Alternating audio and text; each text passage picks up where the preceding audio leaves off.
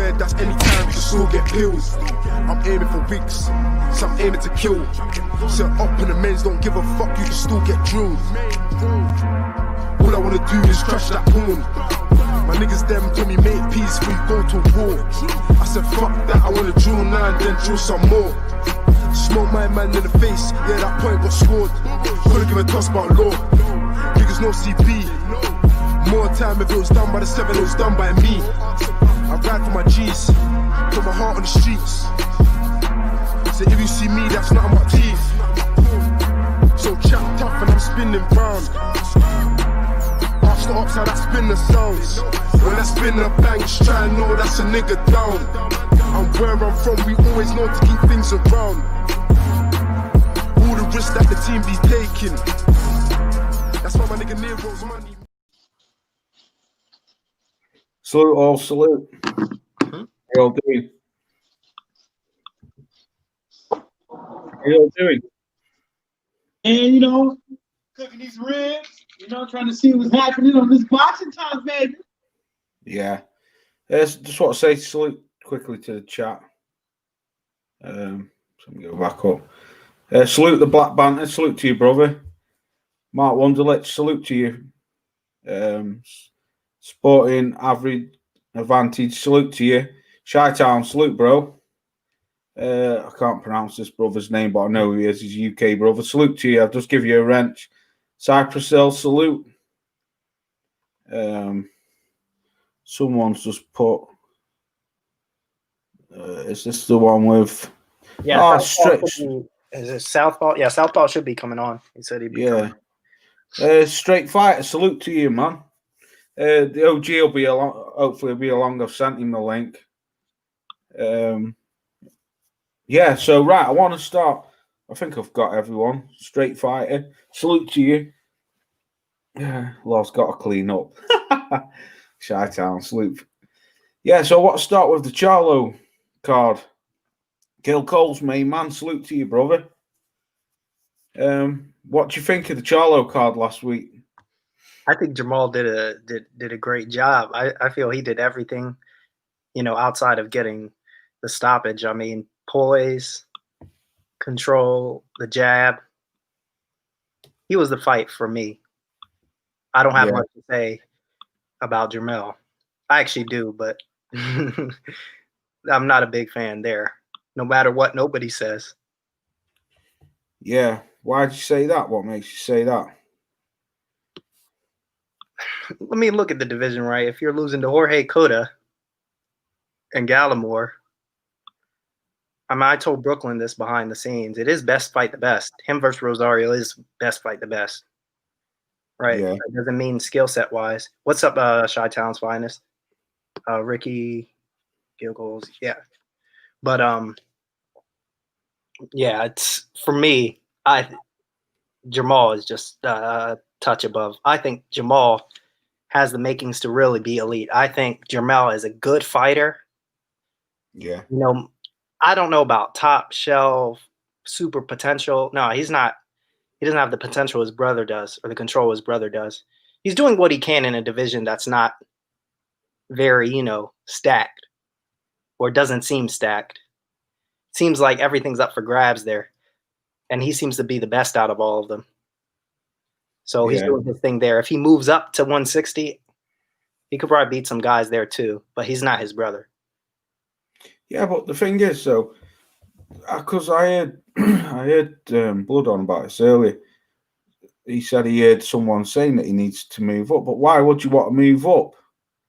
No, I'm not saying he needs to move up. I say no, I know he probably will move up. But he can probably beat Teixeira. You know, I was really impressed by Teixeira from beating Adamus. But again, people have short memory. Teixeira was knocked out by Curtis Stevens. Yeah. The cerebral assassin. So, I mean, this whole division, I feel like I can go through Charlo's fights since Martirosyan was a good win. Lubin's a good win. But everybody since Hatley just seemed they couldn't take a punch. Yeah. I'm not even going to lie to you. You saw Lubin get hurt the other day off that pillow fist Kqkc. He's trash. Yeah. Stormy, I've sent you the link, bro, if you want to get on. And if you want to get on Black Star, he's the OG. Salute, OG. What up, baby? How you feel? Yeah, I'm good, brother. Thanks. Oh yeah. Yeah, I'm feeling good. I see you got your twin in the house, Lord. Oh, shut up, Mike. The two shiny. What's going on? What's going on with you, Kqkc? baby? I'm in here. Yes, That's sir. what you're saying. Salute, Pep. Yes, Forgot sir. you were there. Yeah, Peace, shout out, finest. Yeah, we're talking. Jamal. What up, Peppy? I see them motherfuckers is on your ass. I don't know Peppy. why though. I don't know. I go hate this as well. I don't know why though. What did I do wrong, man? Come on. I don't know. Just being you. Sometimes that's the only reason why you have them.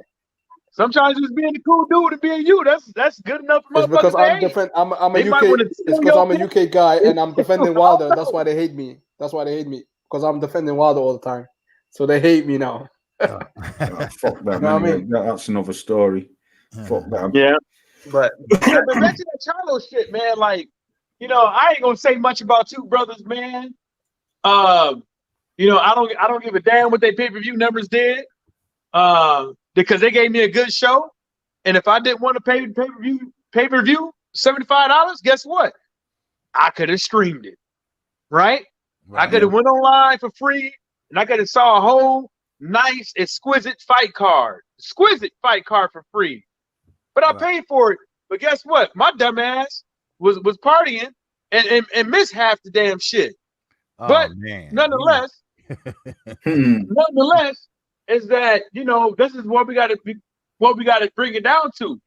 No matter what these two brothers do in their career and stuff like that, the two people that they fought, whether that is Rosario or Devin Chico, it's not like somebody's just gonna go up in there and fight these guys and then just walk through them. well, people will walk through Rosario, but They're not gonna walk through them like that. No, not everybody. Was the real deal. Not everybody. I mean, Jorge Cota had a split decision with him. It doesn't matter if it's a split decision or not. It's competition. It's not going to be. Hey, I'm gonna get in here and I'm going to get out unscathed. If this dude hits your ass, or if your ass get tired, it's a wrap. It could be a wrap. Oh yeah. The Charlos are always in pebble condition, man. No doubt about it. You're not going to get in there and try to take them in deep waters and fucking drown them. You might just get uppercut, So, I mean, right now, I can't see anyone at 154 right now. They're going to give him a good fight. Maybe Demetrius Andre, maybe. But hell, look at Danny Jacobs. He's so scared to even mention their names now. But they were touching M's, right? You touching M's, right? You got your ass fighting Rosario. Wow. Hey, right. Didn't James Jacob say something like that? Yeah, he did. Cool. My thing is this. My opinion is probably really unique, because either people give Charlos no credit or give both the Charlos credit. Mine is different. I give Jamal credit. I like Jamal. I'm not a fan of Jamal. Mine is different. Yeah, Jamal, why? I felt his performance versus Derevyanchenko was real. I thought it was really impressive for me. Yeah, Jamal got the knockout, but Rosario, for me, I told people that he was going to capitalize on him. I mean, if you're getting a split with Jorge Cota, who's probably the worst ranked fighter, in the PBC stable in the top 15, and you lost to Nathan Gallimore, how good are you? That's Rosario. But it is best fight the best because he did get the belts, right? So you can't really say anything about that, but I can say something about the fighter. But Derevyanchenko and Jamal is a different level for me. Jamal is the real deal. Well, yeah, true. Jamal, he's the bigger, stronger twin, of course. Better. But Jamal, yeah, in the last fight, like I said, he got hit too much. He got touched too much. Yeah, he left Ronnie Shields, went over there to Derrick James. Why? Because he sat down. Derrick James showed him how to sit down on his punches. Ronnie Shields showed him how to move, how to box. And Derrick James showed him how to go to the body, how to sit down on the punch, which he did. And we saw in the Tony Harrison fight, the second fight. And but he was getting touched too much in that fight with Rosario. I mean, he was hitting him too much, and but he need to work on the defense a little better, and I think he'd be all right, I think the problem with that Rosario fight that's in a lot of people's minds is that, he could have fought that fight a lot different than what he did, but he didn't. Like I said, I had to go back and replay the fight, even though I saw what the outcome was of the fight. But still, I was sitting back like, why is this motherfucker fighting this dude like that?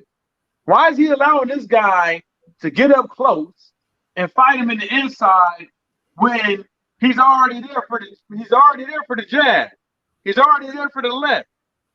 Why are you fighting this guy in the inside? But the course of the fight, I was just kind of like, I kind of got little what you call that thing, confident in his game and stuff like that. But still, is that it's boxing. Like any given punch could be a wrap. You know what I'm saying? We're not talking about no featherweights. You know what I'm saying? We're talking about guys that actually possess power. If they hit you flush on your chin, you're going down. Facts. You're going down. And that's the only thing I can say about it. But it's not like he could fight anywhere else. It's just that's just what he chose to do from the first round, or the second round knockdown he had until the later round. So, I'm not being hypercritical on these guys, man. It's like both of these fights that these guys both had tonight, there were stepping stones for them guys in their careers to solidify their position in boxing. And now look at motherfuckers is talking about now even Canelo is chiming in from what it is looking like on the streets. So now he has more tests in front of him, or both of them have more tests in front of him, because those two wins, people are gonna be like, damn, this guy got how many belts off of this one dude, and this guy just beat this guy, and he's supposed to be a real tough, solid European fighter, Eastern European fighter, as far as Paulo Maldonado like to say. Right.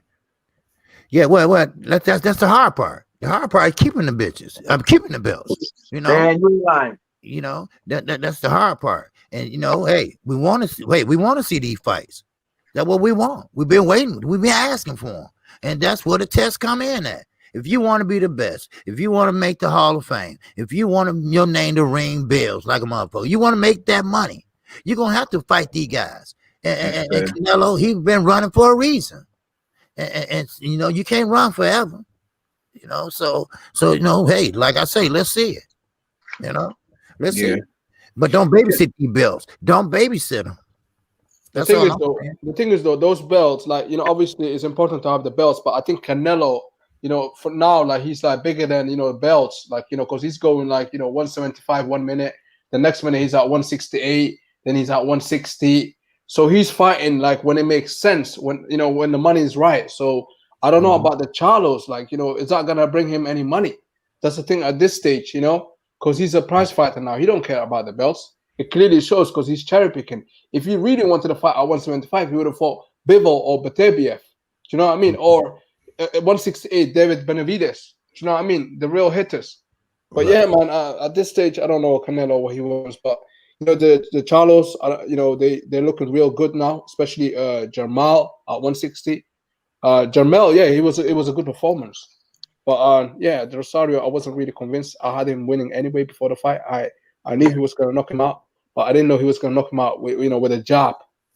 See, that was crazy. That's crazy. See, Pep, I was the other way around. Me, I was a bit skeptical over Jamal, but I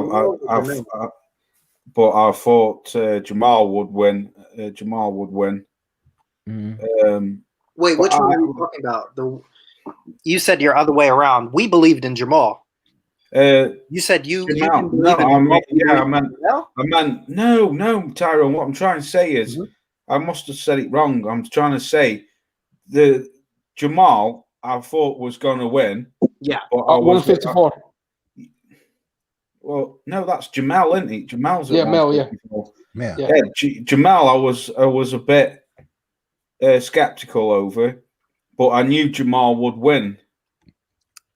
And I didn't see the Jamal fight. I watched the Jamal fight and then I fell asleep. But what I did see of the Jamal fight, I watched because I was listening to the OG calling it and I was watching the fight on the TV. What I did see of the Jamal fight, he just absolutely schooled Deverenchenko.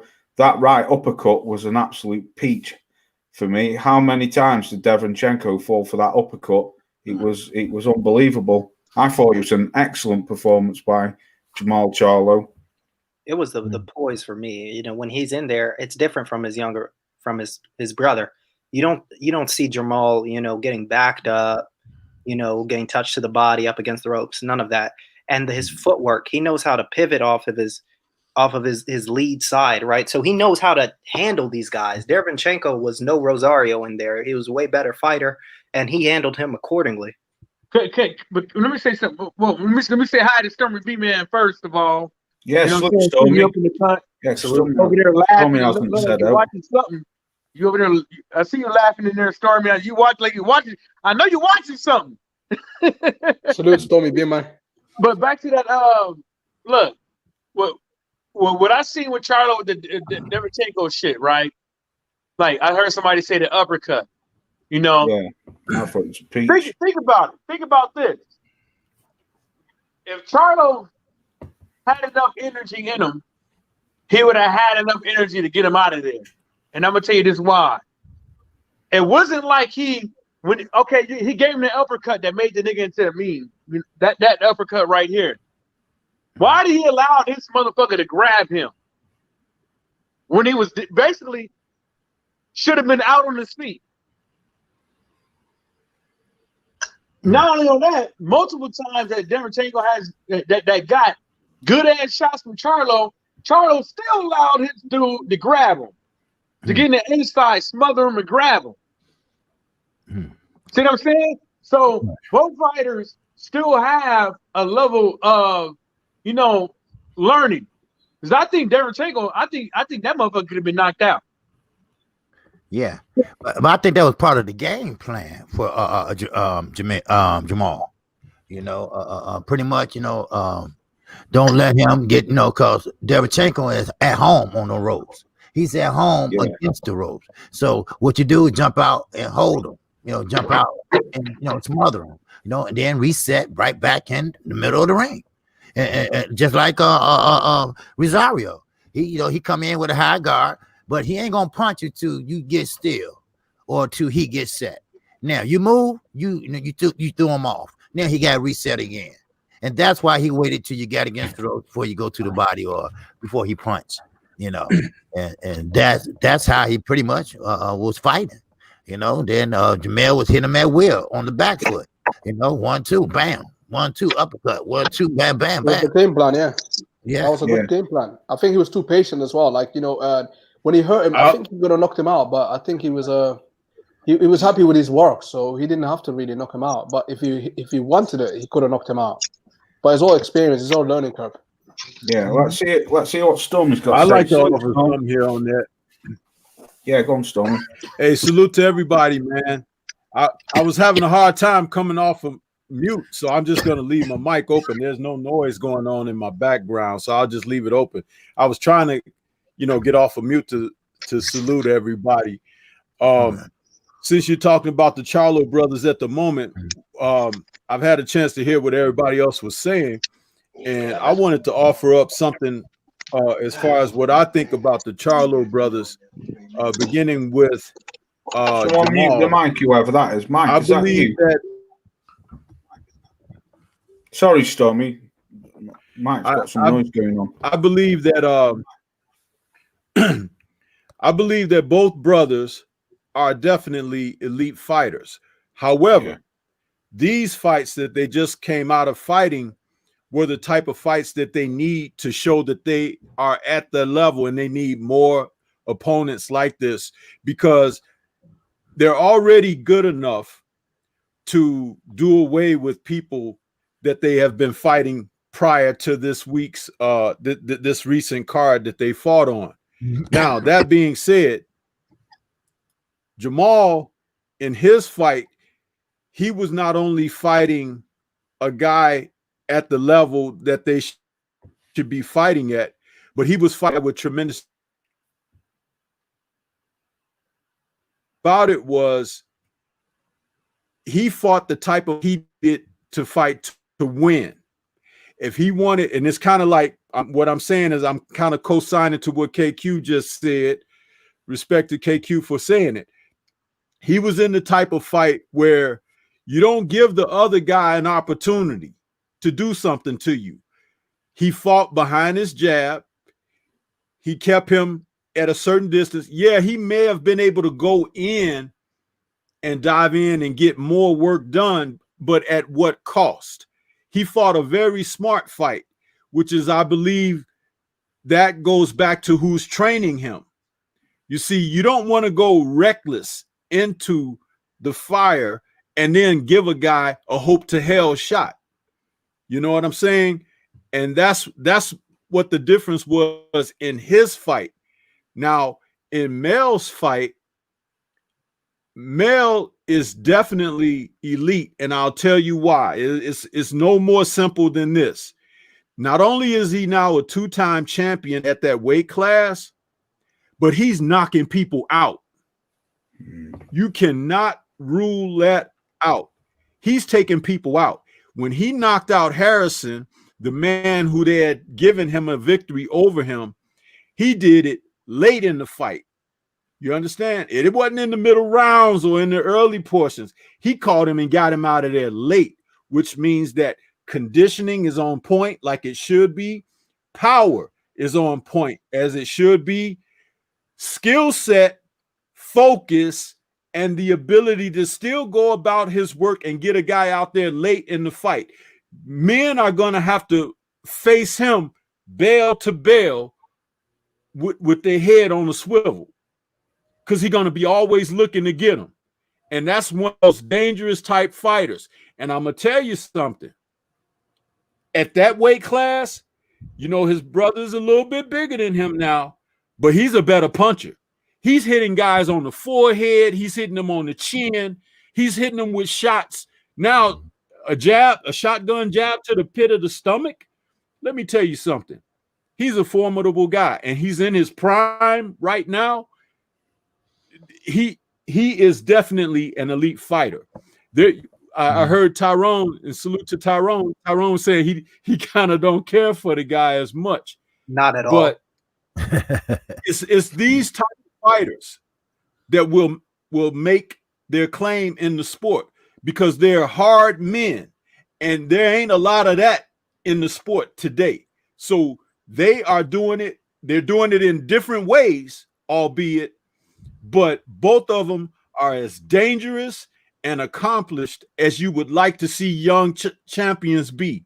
And I just can't wait to see their next outings. I mean, they're exciting, but they're exciting for different reasons. And that's even great within itself. Excellent. Yeah.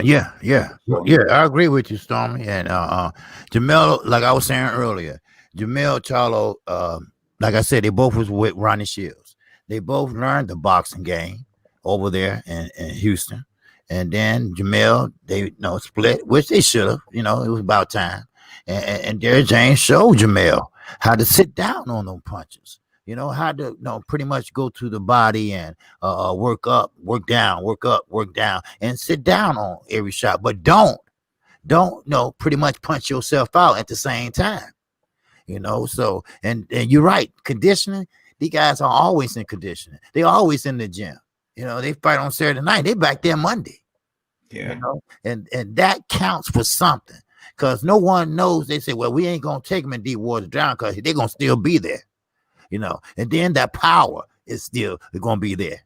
So you got to come up with a plan A, plan B, and probably plan C when you fight one of them Charlo brothers. Yeah, and something else, KQ?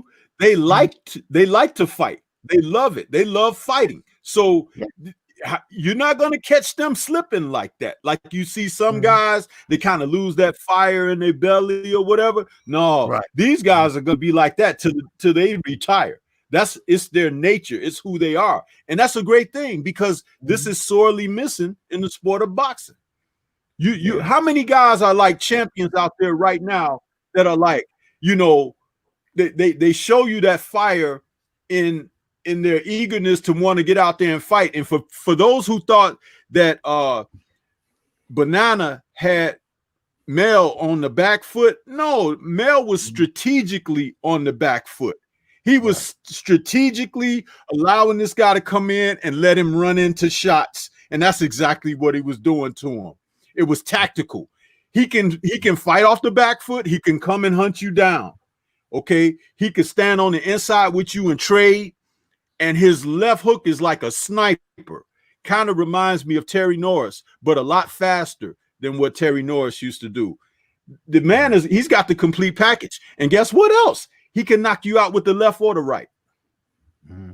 Oh yeah, and they pay, and I see what Tyrone's saying about Mel, and you know he'll like him because he's passionate. You know, some people kind of misconstrued that with arrogancy or just a loudmouth motherfucker. But he's just passionate about what he does. And there's nothing wrong with believing in yourself, and nothing wrong with calling someone out and want to fight. Because they've been calling him out for the longest, especially Demetrius Andre, So, but I get it, but they're gonna be hunted down for a while now.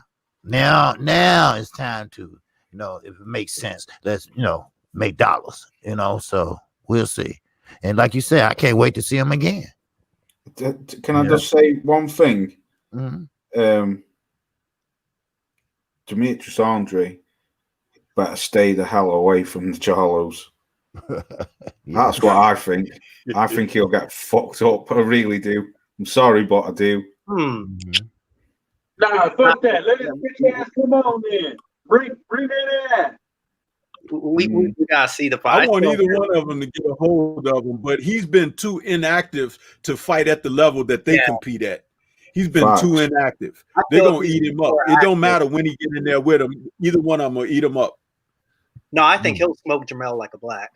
It'll be a boxing lesson. Jamal and him is the fight. Is a real toss-up fight. I'd probably edge Jamal actually. But Jamal. Edge. Fucking hell, I think he'll wipe the floor with him. Well, we got to see. Tyrone, don't allow your dislike for the guy to judge your what you're looking at in the class of the fighter. The men are active. Demetrius is inactive. He's not active enough, and he's fighting second and third tier opposition on the regular.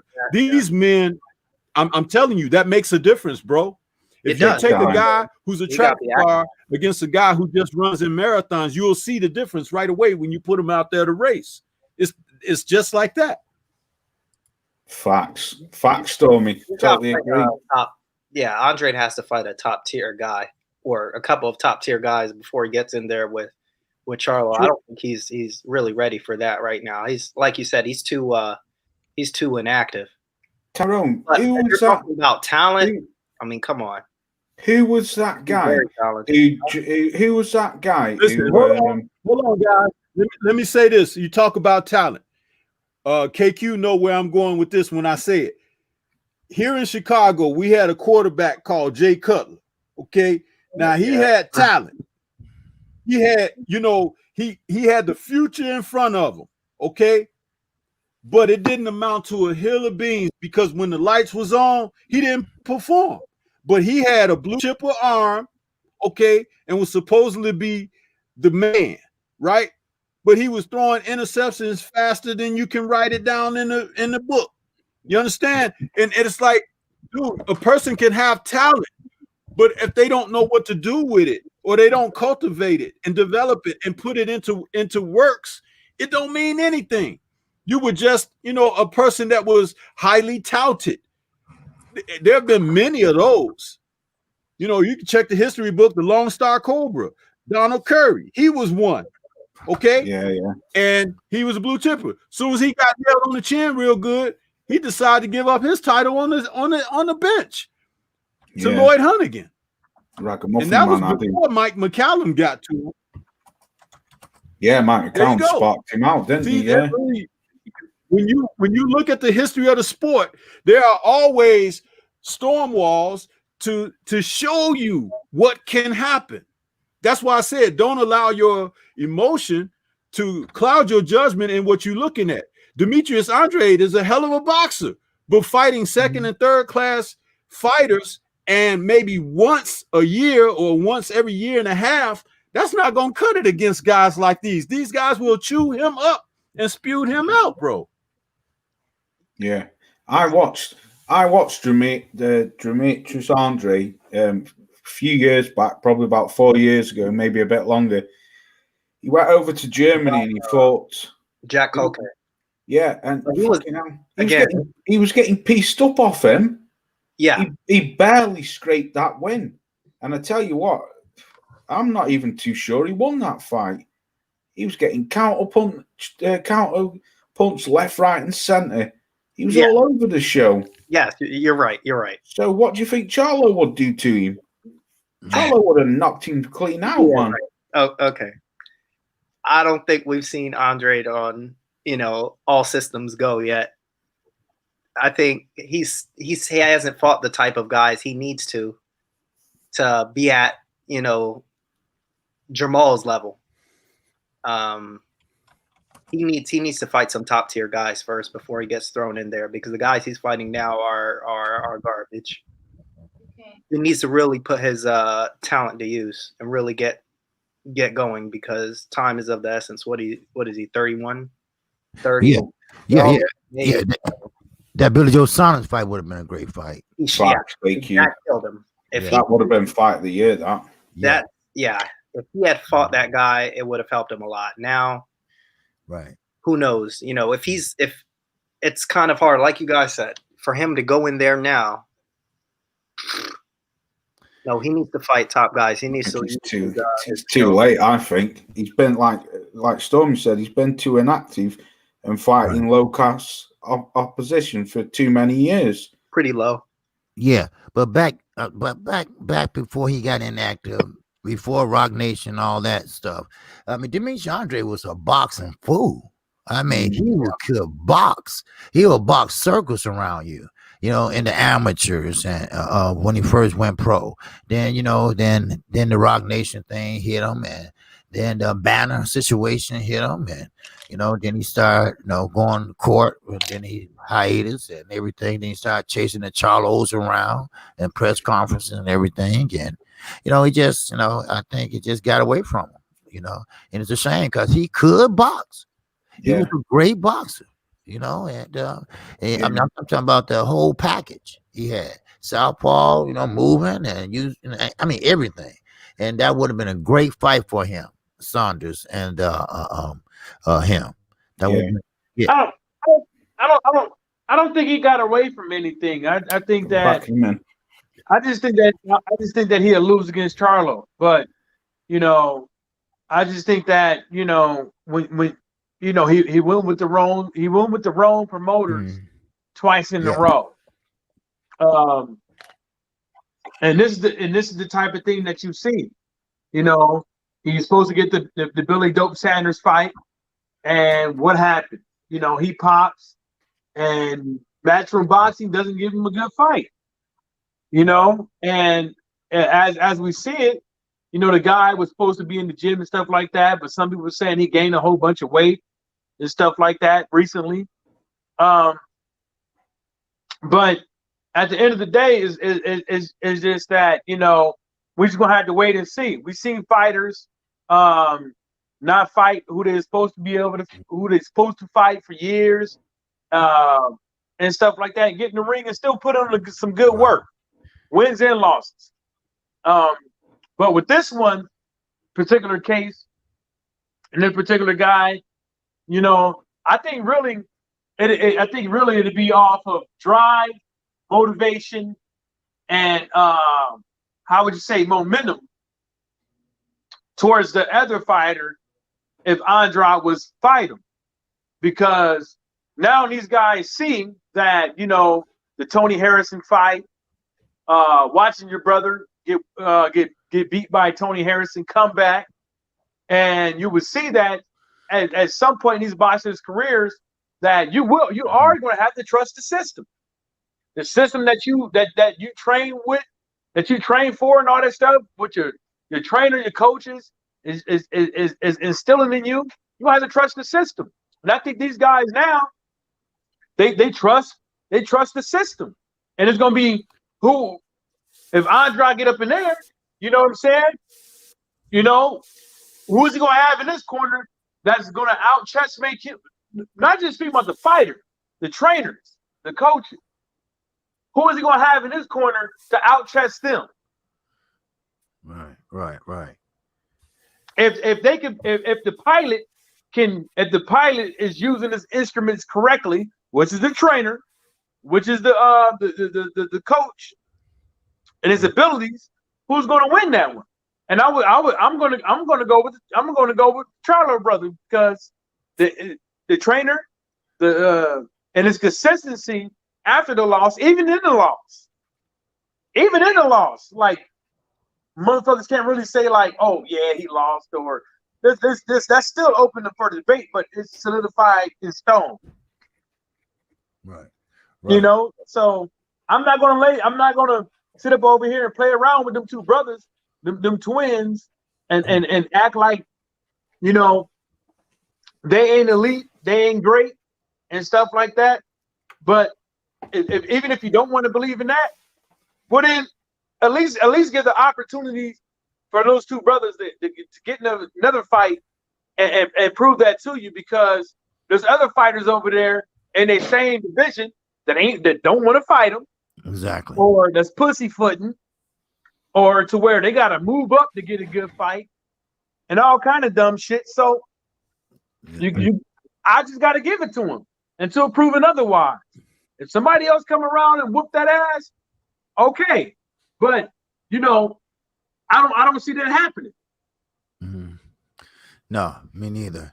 You know, that's what I was trying to say earlier about Devin Haney. You know,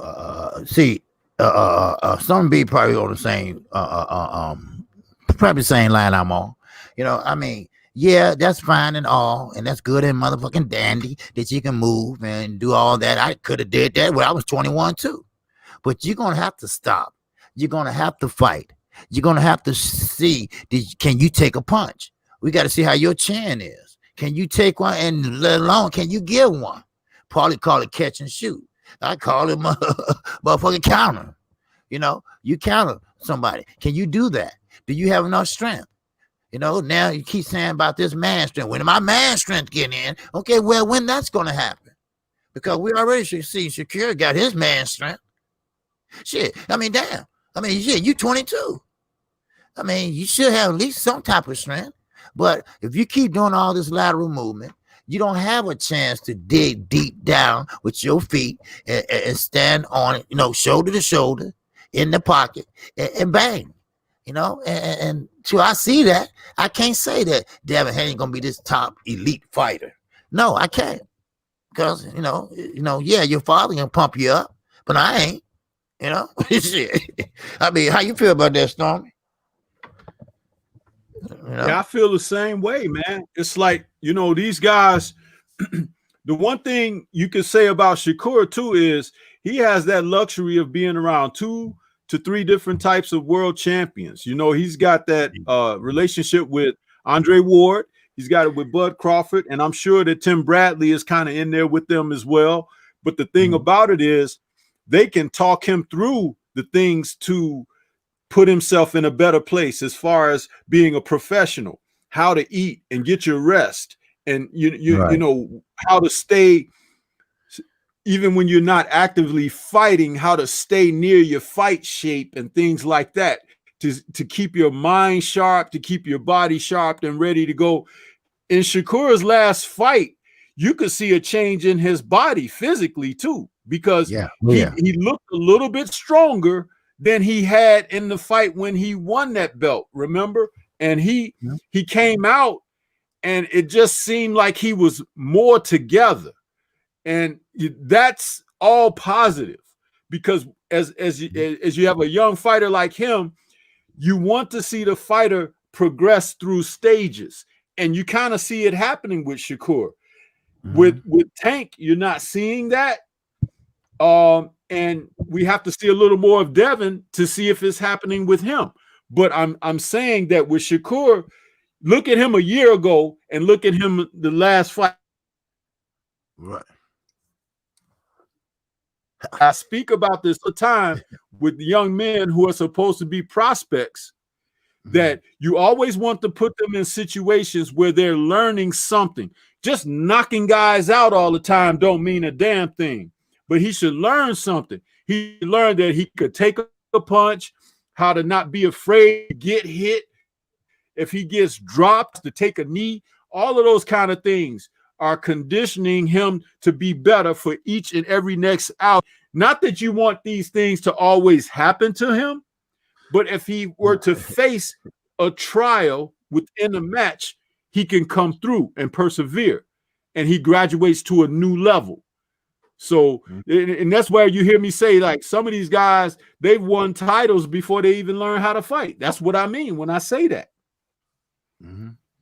Yeah. Hey, man, you got to share some of that steak or something, man. You sitting up there chewing and shit. I saw that ribs and shit. I'm hungry, I'm motherfucker over here. I'm starving. I ain't got nobody to cook for me. I ain't got Mike no always got something, you know. He just backing, and you can put your face in the camera and shit. Shit, come on. Get your ass down somewhere. Killing me. Then he gonna show the ribs on the grill. Boy, nigga, something else like that. Wow. Wow. You crazy. But go ahead. So what you through? Yeah, I'm finished. Oh, okay. Oh, go ahead, Pep. Somebody.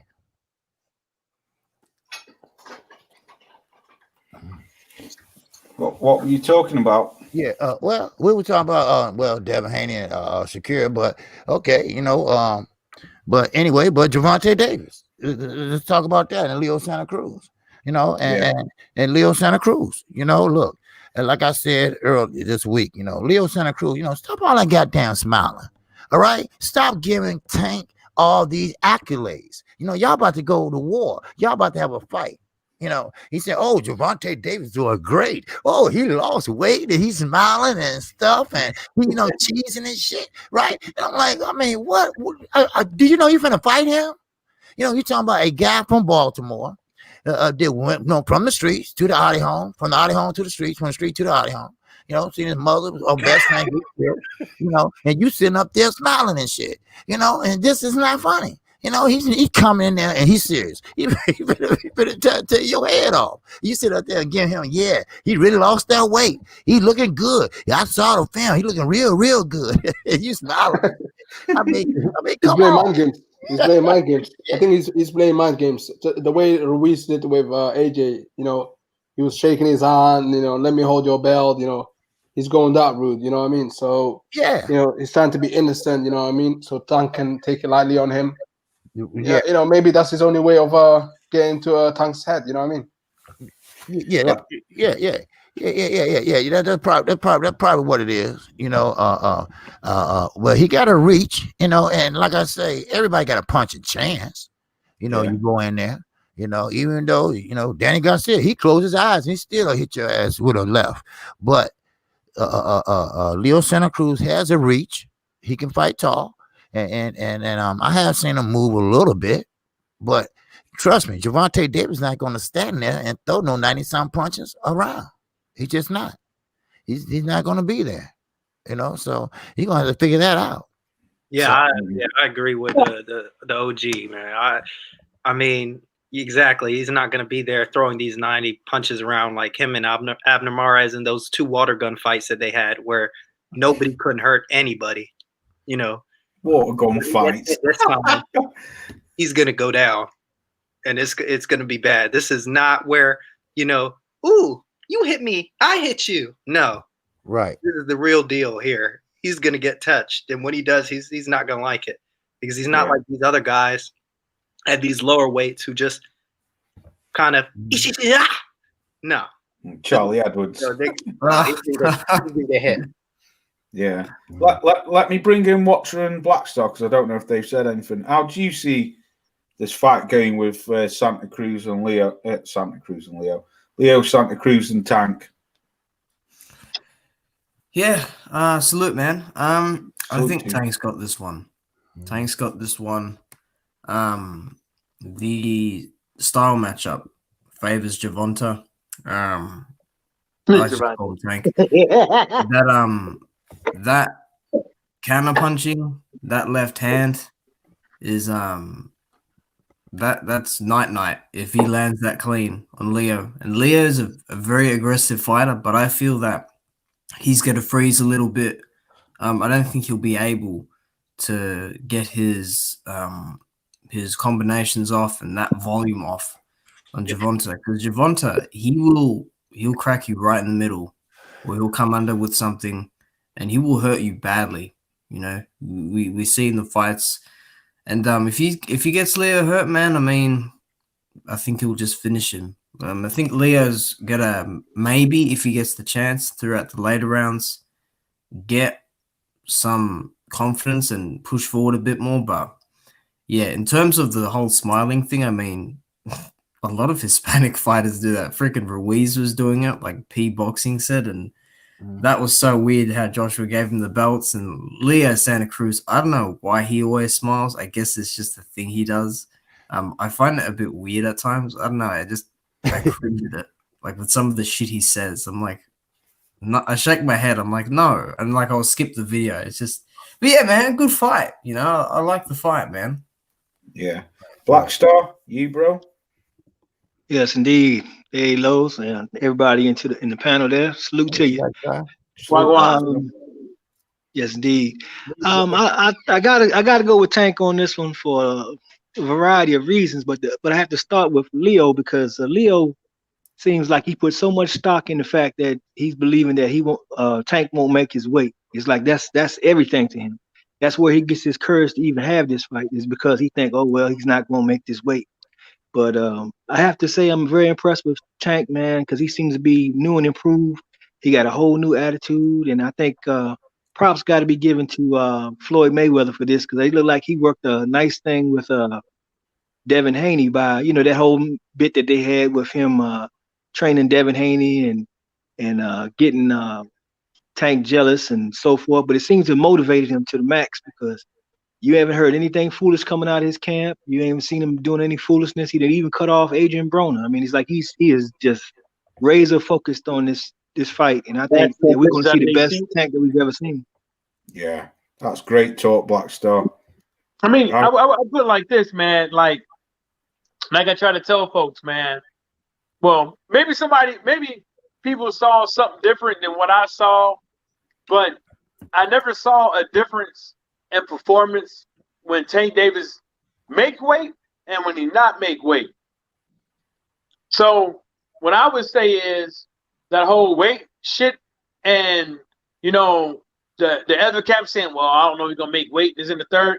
They still was gonna make the fucking fight. Whether he made weight or not, they still was gonna make that fucking fight. You know, the main thing about it is how much money was they gonna take from Tank if he didn't happen to make the weight.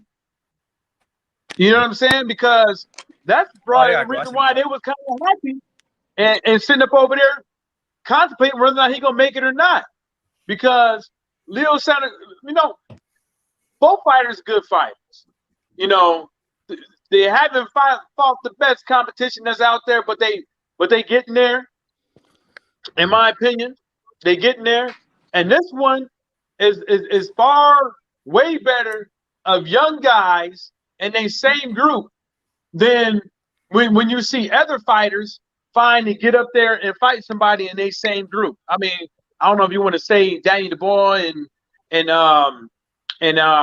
Joe Joyce or where the case may be, but this fight is a way better fight than that, in my opinion, because at the end of the day, these two guys, the weight that's been put on their shoulders from a lot of these boxing fans and by way of their promoters Tank Davis wise has been fucked up.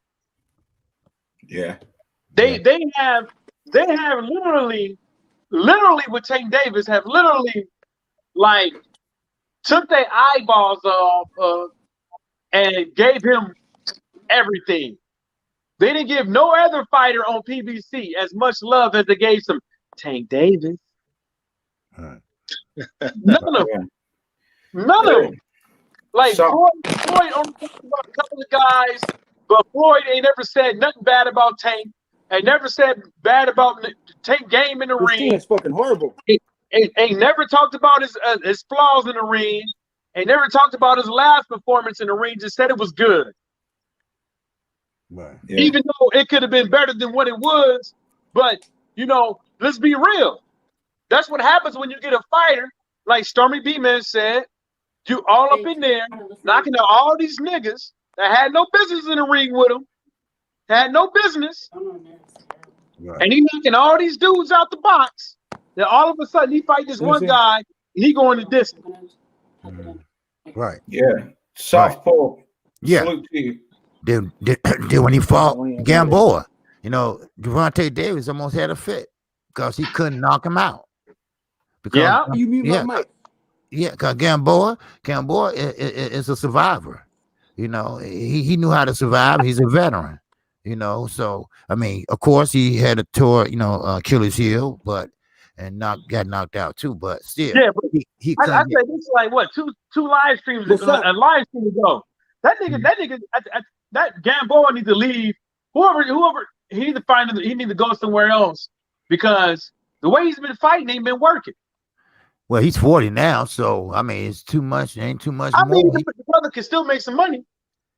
Oh yeah, yeah. I mean, he could be a gatekeeper. You want to make money on your feet. You want to make money on your back. Right. Yeah. You know, so at one time he did get Chance Crawford's run for his money for a couple rounds. Yeah, he did. Yeah, you know, so I did forget he was 40 though. I almost forgot. My bad. Just let me bring in the brother, Southpaw. Salute to you, Southpaw. Can you hear us? Hey, tell him to come back in. Hey, Southpaw, actually come back in. No, his mic is muted. He needs to unmute the mic. No, he can't hear us. No, it's not. It's not. His mic's not muted because I can see it's not muted. You need to plug in some headphones, mate. Can y'all hear me? Yeah. Yeah. Yeah, I can hear you, bro. he can hear us. I can hear him. Can you hear us? Yeah, he's going to log back in. Like, tell him. Don't tell him over here with two devices and having all that goddamn echo now. Yeah, he jumped off. Yeah, well, me personally, I think I like Tank Davis, and I do like Leo Santa Cruz. I think he's a good fighter. He had them good fights with Carl Frampton. But I think, like the OG was saying earlier, I think this is the best thing Tank's done. He's gone away. He's kept his head down. He's kept out of the social media. He's kept out of the news. He's looking in fantastic condition. Hey, Laws. Hang on a minute, bro. You better knock on wood. Hey? We still got time. Knock on wood. We still got time. Not only that, fellas, but you have to look at it like this. It has to become a way of life for Tank. It can't just be for a fight. You understand? You have to live a certain kind of way, which is what we were just talking about the Charlos. The Charlos live with a fighter's mentality. Okay. And Tank likes to party. Tank likes to hang. And yeah, maybe he can grow up. Maybe this could be a stage of him getting ready to grow up. But he has to string it together. You can't just do that for one night. You have to do it as a way of life. Otherwise, the next time out, you slip on a banana peel against somebody who you wasn't even supposed to have a problem with. You see it happen all the time. Now, this is what I was going to pose because you guys brought up Gamboa. Think about it like this. He had a hard time with Gamboa trying to get him out of there, right? Do you think at this stage of his career that Gamboa is a better fighter than Leo Santa Cruz? At that weight. At that weight, yeah. Do you think that Gamboa is better than Santa Cruz? No, I don't think so. Okay. Now, do you realize that Santa Cruz has fought better fighters than Tank Davis has? Yep. Yeah. Yes, he has. Now you begin to put that information into the data bank and start looking at this more realistically. Right. Tank been doing away with guys that they've put in there with to showcase him. Right. But how many developmental matches have Tank had prior to what he's getting ready to face with Santa Cruz? How many fights where he's been able to progress, where he learned some things? He went the distance with Gamboa, and Gamboa was on one leg. Right. Yeah, he stopped him in that last round or whatever, but I'm saying he basically went, the man was fighting on one leg for the whole fight, and Tank couldn't get rid of him. Now, Santa Cruz is a younger man. And don't forget this, national pride. National pride means a lot for fighters. Fighters who come from different countries and have ethnic support and things like that, they have greater things to fight for than just the bag. Okay? Exactly. So if this man goes in there and is able to defeat Tank Davis, the golden child, so to speak, right? In San Antonio. Do you know how much credit he's going to get? How much luster he's going to gain? How much awards and accolades that they're going to heap and shower upon him? He's got a lot to fight for, man. And Tank Davis being able to punch hard, hell, any punch to your face in boxing is hard when they try and knock your head off. You're getting paid for a living. This is what you do for a living. That's why you're supposed to go in the gym and train. Now, if Tank is trying to train hard just for this fight, keep his weight just for this fight because of what people have been saying about him and everything, guess what? He's still doing it for the wrong reason. Exactly. He's not doing it because this man is coming for my neck. Do you understand? There's a difference. People say Floyd trained like he was broke, even when he had money. You know why that was? Because they was coming for his neck. Yeah, Floyd could be a wonderful mentor, but is he really? Because he's not going to tell him everything that he really needs to know. You know why? Because he wants to stay in the graces of the guy. Remember, coaching, teaching, parenting, all of it is in the same family. And a lot of times you got to do the difficult thing that the student, the protege, may not want to hear. But that's why you're giving them tough love, because the tough love is to build toughness, to build character. It's not tough like meaning being hard on them. It's meaning giving them something to persevere and to overcome and to be able to be shaped and molded into something better. That's what that's all about. Now, is he getting this for just one camp? How many fights has he had professionally? Over 20, right? So if they just starting just now, he's still behind the 8 ball. That's why I said, how many fighters have Santa Cruz fought that are better than any other fighters that Tank Davis has fought? Just think about that. And he had trouble with Gamboa, who was on one leg. Don't forget that. It means something. That's all I have to say on it. But I just wanted to throw that out there. Yeah. See, you have to understand, these fighters, they got to understand, this is a young man's sport. You only got a window, basically, let's say maybe 25 to 40 or 35 or something like that. If you ain't made it by 38, you ain't going to make it. And 40 is pretty much the end of the pretty much high life. Now, 25, by that time, you got a chance to get some fights under your belt. Get a chance to learn some few things. You went through the amateurs or Olympian, whatever, and then make a name for yourself. But like Stormy said, you have to fight and be dedicated. You have to separate your sport, your craft from your family. You're gonna have to go in there and be dedicated, just like a job. It's a job. Your ass ain't gonna be late for a job. You know, nobody need to wake your ass up to go run. You need to get up and run. Sometimes people go running and they don't even know the fighter gone. You know, the more you're in shape, the more you dedicated, it's the best you're gonna be. You know, I mean, always the best fighters are always in shape. The best fighters, like the Charlo, they stay in shape. You know, and Earl Spence. The reason why Earl Spence didn't get all broken up and shit, he was in shape. Now, I heard Earl Spence one day said this to Devonte Davis. Listen, I'm tired of always have to fight and spend 2 weeks getting my weight down. You know, that's a waste of time.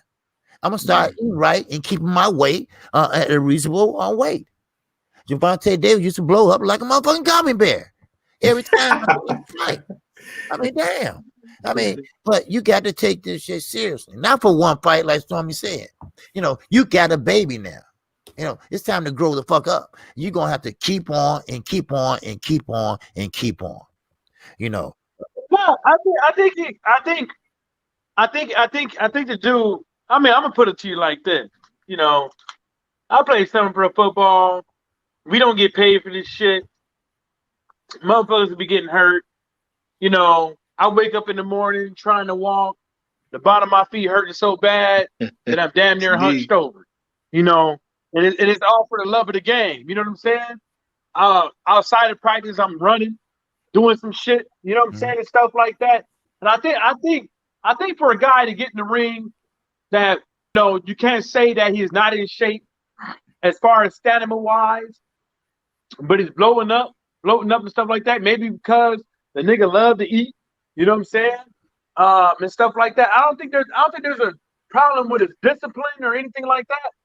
Well, what I would say, if anything, is the problem is the miscommunication with the people that surrounded with you and talent. Because you're surrounded by a whole bunch of people that's talented, and you're training, and people is telling you otherwise about your game. They're telling you better than sliced bread and all this stuff in the media, and that shit is pumping your head up.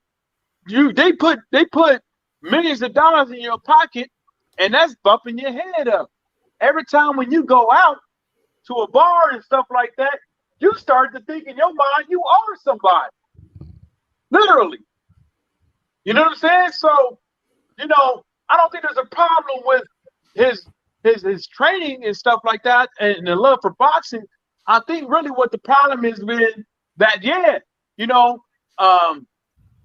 we had conversations about whether or not he was baby, his career was babied and stuff like that.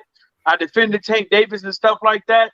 But coming up to this fight, him fighting this competition, I get everything what everybody's saying.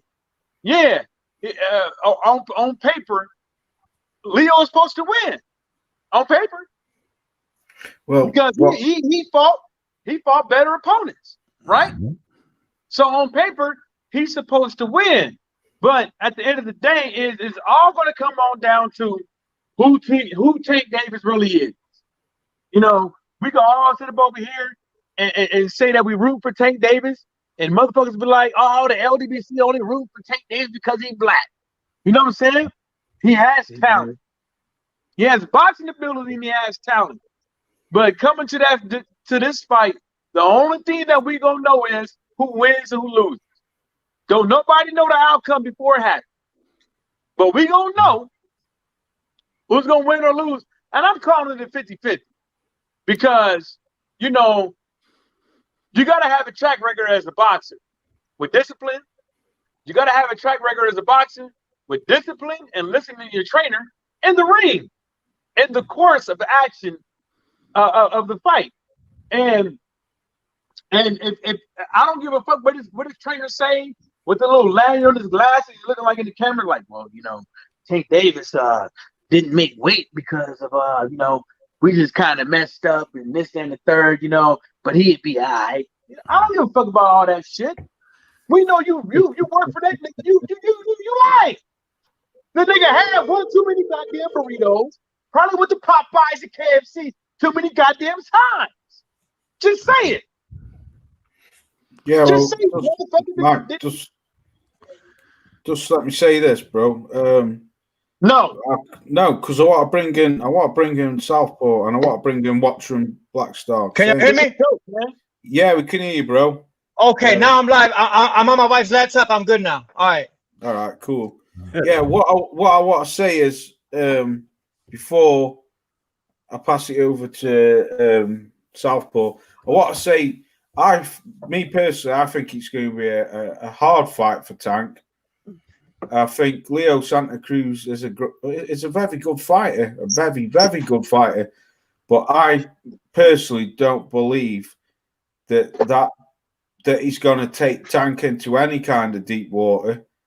I don't think he's got the power to hurt him. I just think Tank's just going to blow him out. I just think. Hold on. No, hang on a minute. No, hang on a minute. No, I'm just saying. What? No, I was just saying, like, hold on, because I got a question for you before you end your comment. Yeah, but just let me finish up what I'm saying. I just think Tank is. I think he's grown up, me personally. Now, whether or not he does do that after this fight, I don't know. But me personally, I think he's grown up. I think he's done the best thing going away. And I think he'll continue to be like that now. I think he's going. Me personally, I think he'll blast Leo Santa Cruz out of there within 7-8 rounds. Southpaw, what have you got to say, bro? I've said this plenty of times on my live stream on the TikTok. Honestly, I think the Tank gets him out of there 5 rounds or less. A lot of people underestimate a southpaw. A lot of people underestimate Tank Davis' power. The guy spars with middleweights. I've seen this. A lot of guys who like to talk about boxing, they don't box and they don't really know what they're seeing. They don't know what they're looking at. They just go by dick ride. Hey, okay, can I curse on here? Yeah, of course you can. Yeah. Okay, a lot of guys dick ride, all right? A lot of guys just root for their favorite boxer like he's a fucking superhero, like he's a wrestler. Yeah. I like Leo Santa Cruz, but I don't think that he has the type of power to deal with Tank. Tank is a dog. I've watched him spar, I watched him fight. I mean, I just think that Tank runs him over. I'm being honest. I have no time to dick ride whatever people want me to say. I think Tank runs him over, and that's just what it is. And you will see when the fight. What's the fight? November? November. Yeah. Okay. Mark my words. 5 rounds or less, Tank gets him out of there. That's my prediction. I'm standing on it. I'm not going to switch up at the last minute. Yeah. Leo Santa Cruz, he's going to be working that stick, and Devonte Davis going to get under that stick and go to the body. And, he got power, and Leo, he's tall, but he's lanky. He's not as strong, and the body, he might get put down by the body shot, but they will take toll around the 4th or 5th round. And that's when Tank going to start making his move, if it goes that far. I don't think I know Leo likes to work the body. I seen him work the body. He's a good body worker, but Tank ain't going for all that. People forget southpaws are rangy. They're good at keeping a distance, and I just don't see it happening. I really don't see it happening. Yeah. But my question for Laws was wasn't really a question, but you can't change bad habits in 4 months, 6 months, and personal wise, snatching women up out of their seats and stuff like that. You can't change your personal habits in 4 or 6 months. You can change in the ring. No, because all that stuff it's hand in hand. We might not see it, but all that stuff affects somebody. It's because it's all hand in hand. The way you act outside the ring, the way you act inside the ring, there's gonna be things that's gonna fucking correlate with each other. Yeah, but Mike, that's the thing. Tank's not even in no trouble or anything like that no more. Yeah, in the last 4 or 6 months, but we got until November. Man. What to find some shit out? We still got time. It's longer than that, Mike. It's longer than 4 months. But what I'm saying is that I wouldn't say that he's matured off of 5 or 6 months. I wouldn't, or even a year. I wouldn't. What did he have to mature from? You get in a relationship with a woman, you know. I know what you're talking. I know exactly what you're talking about. That shit, that you know, whether or not she don't like something about you and you trying to change or she trying to change, the shit don't happen within 9 months in a year. It's over time. Like you gotta train yourself to not be a fuck up in the streets. You right. I see him choke up that girl at the little basketball game. How he snatched her up and it was on TMZ. I seen that, but I don't think that's. Yeah, I don't think that's gonna define the work he puts in the gym. Don't get me wrong. A trainer once told me, I'd rather deal with a guy who just had a bad day than deal with a guy who just had to argue with his wife. What you're dealing with in your personal life could definitely trickle down into your training. You could not be mentally there. It's more of a mental thing. And I think that him being around Floyd Mayweather for this camp, like I've been watching, I think that's a positive for him. You know what I'm saying? Somebody like Floyd to mentor him, you know, at his young age. Yeah, I think so. I think so, Southpaw. I think so. I just think he's going to beat the brakes off Leo Santa Cruz. I really do. And you know, I ain't mad at you, Lons. I'm just calling it a 50-50, but I'm really not mad at anybody that say fourth or fifth round. I'm really not. You know what I'm saying? Because like if I was a betting man and I went out there and looked at the odds and stuff like that, normally, you know, when I do it, I'm gonna go with who I believe is gonna win. Or I'm gonna be like, damn, you know what? This is too good to be true. I was like, Andrew Ruiz looked all right. I was like, damn, we put $50 on Andrew Ruiz, and I got $500. You know what I'm saying? It's like basically sometimes we just don't never know. We just never know until these dudes get in the ring. But fourth and fifth round, I ain't mad at y'all because you know you're gonna have to be to an extent. You're gonna have to be able to bang with this dude. Then you're gonna have to be able to keep up with Tank Davis. You see what I'm saying? Tank Hey, homie up top. Hey, homie up top. You ever boxed before? Homie up top. Yeah. Okay. So you know what you're talking about because a lot of guys they love to talk and they don't know what they're saying. So I appreciate that you at least been through the shit. No, I ain't. What did you say first off? No, I was asking if you. Oh no, go ahead. No, I ain't never boxed before, but I sparred in like for MMA fighters. That's about it. I see. You know what I'm saying? Sparred for MMA fighters for some help type shit. Got my ass beat for like, you know, fucking. Oh, okay. Where you at? What city you in? What city you in? Oh, that was in San Diego. Oh, okay. Yeah. Okay, I see. But other than that, I played some pro football, so I know a little bit about training and I just came back right now for doing 5 rounds for these dudes in the park over here in Richmond, California, because I was looking for fun. I saw you. I made a parody to you in a video in the What's Up. I saw you. Yeah. But you know, I'm not mad at y'all, man. I think for both fighters, man, this one little fight is gonna mean the most, man, because for some odd reason it feels like, I hate to say it, when a Mexican beats a good black fighter or a good black fighter on paper, it means the most. And you know, and then not only that, Tank Davis, who has he fought? Yeah, well, yeah. I mean, a lot of people want to say that Gamboa was old because he was 38, but at the end of the day, it was still Gamboa. You know what I'm saying? Like a lot of people say, oh, well, it took him 12 rounds. It took him 12 rounds, but it ended in a knockout. Regardless of who he was, it was still Gamboa, and Tank still knocked him out with the uppercut in the 12th round. We all knew that Gamboa's nickname in that fight was IHOP because he only had one leg. Whatever happened with his shoe or his foot, it happened, but the same. I mean, you saw it. What you're forgetting as well, though, is Tank destroyed Pedraza years and years ago. Man, right? Man, hey, talk about that. Talk about that. Pedraza is another southpaw. That was a dog fight. People want to forget about that. They want to forget about the Pedraza fight. I remember it. What the hell are you talking about? I'm just saying. I appreciate you. A lot of people say, "Oh, he ain't beat nobody, bro." He beat Pedraza. Yeah, Pedraza was undefeated. Yeah, yeah. Pedraza fought the wrong fight with Tank. He fought the tried right to bang fight. with Tank. He tried to fought the bang right with him. fight You with can't do that. Lomachenko. He fought the right fight with Lomachenko. Yeah. You know, he fought the good fight with Lomachenko. He pretty much put out the blueprint of how to beat him. Really, you can't step around somebody that ain't there. You know, so but with Pedraza, Devonte Davis, he destroyed him. You know, pretty much. You know, because you cannot bang with Devonte Davis. You know, you could try, but you can't because he got power. And like my man said, you know, a southpaw. You know, that's why they outlawed southpaws long time ago.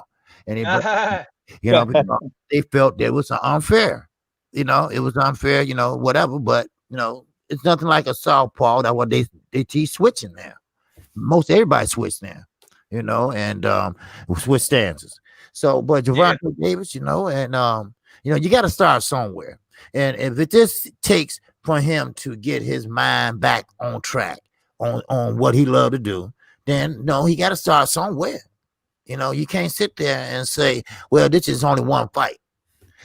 He might go right back to fighting in the clubs or whatever. But you know what? This fight might define him.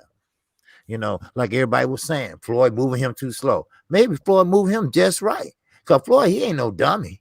You know, he ain't no dummy at all. You know, sometimes he can be an asshole, but he ain't no dummy in that ring. You know, so he might be move him for a reason that way.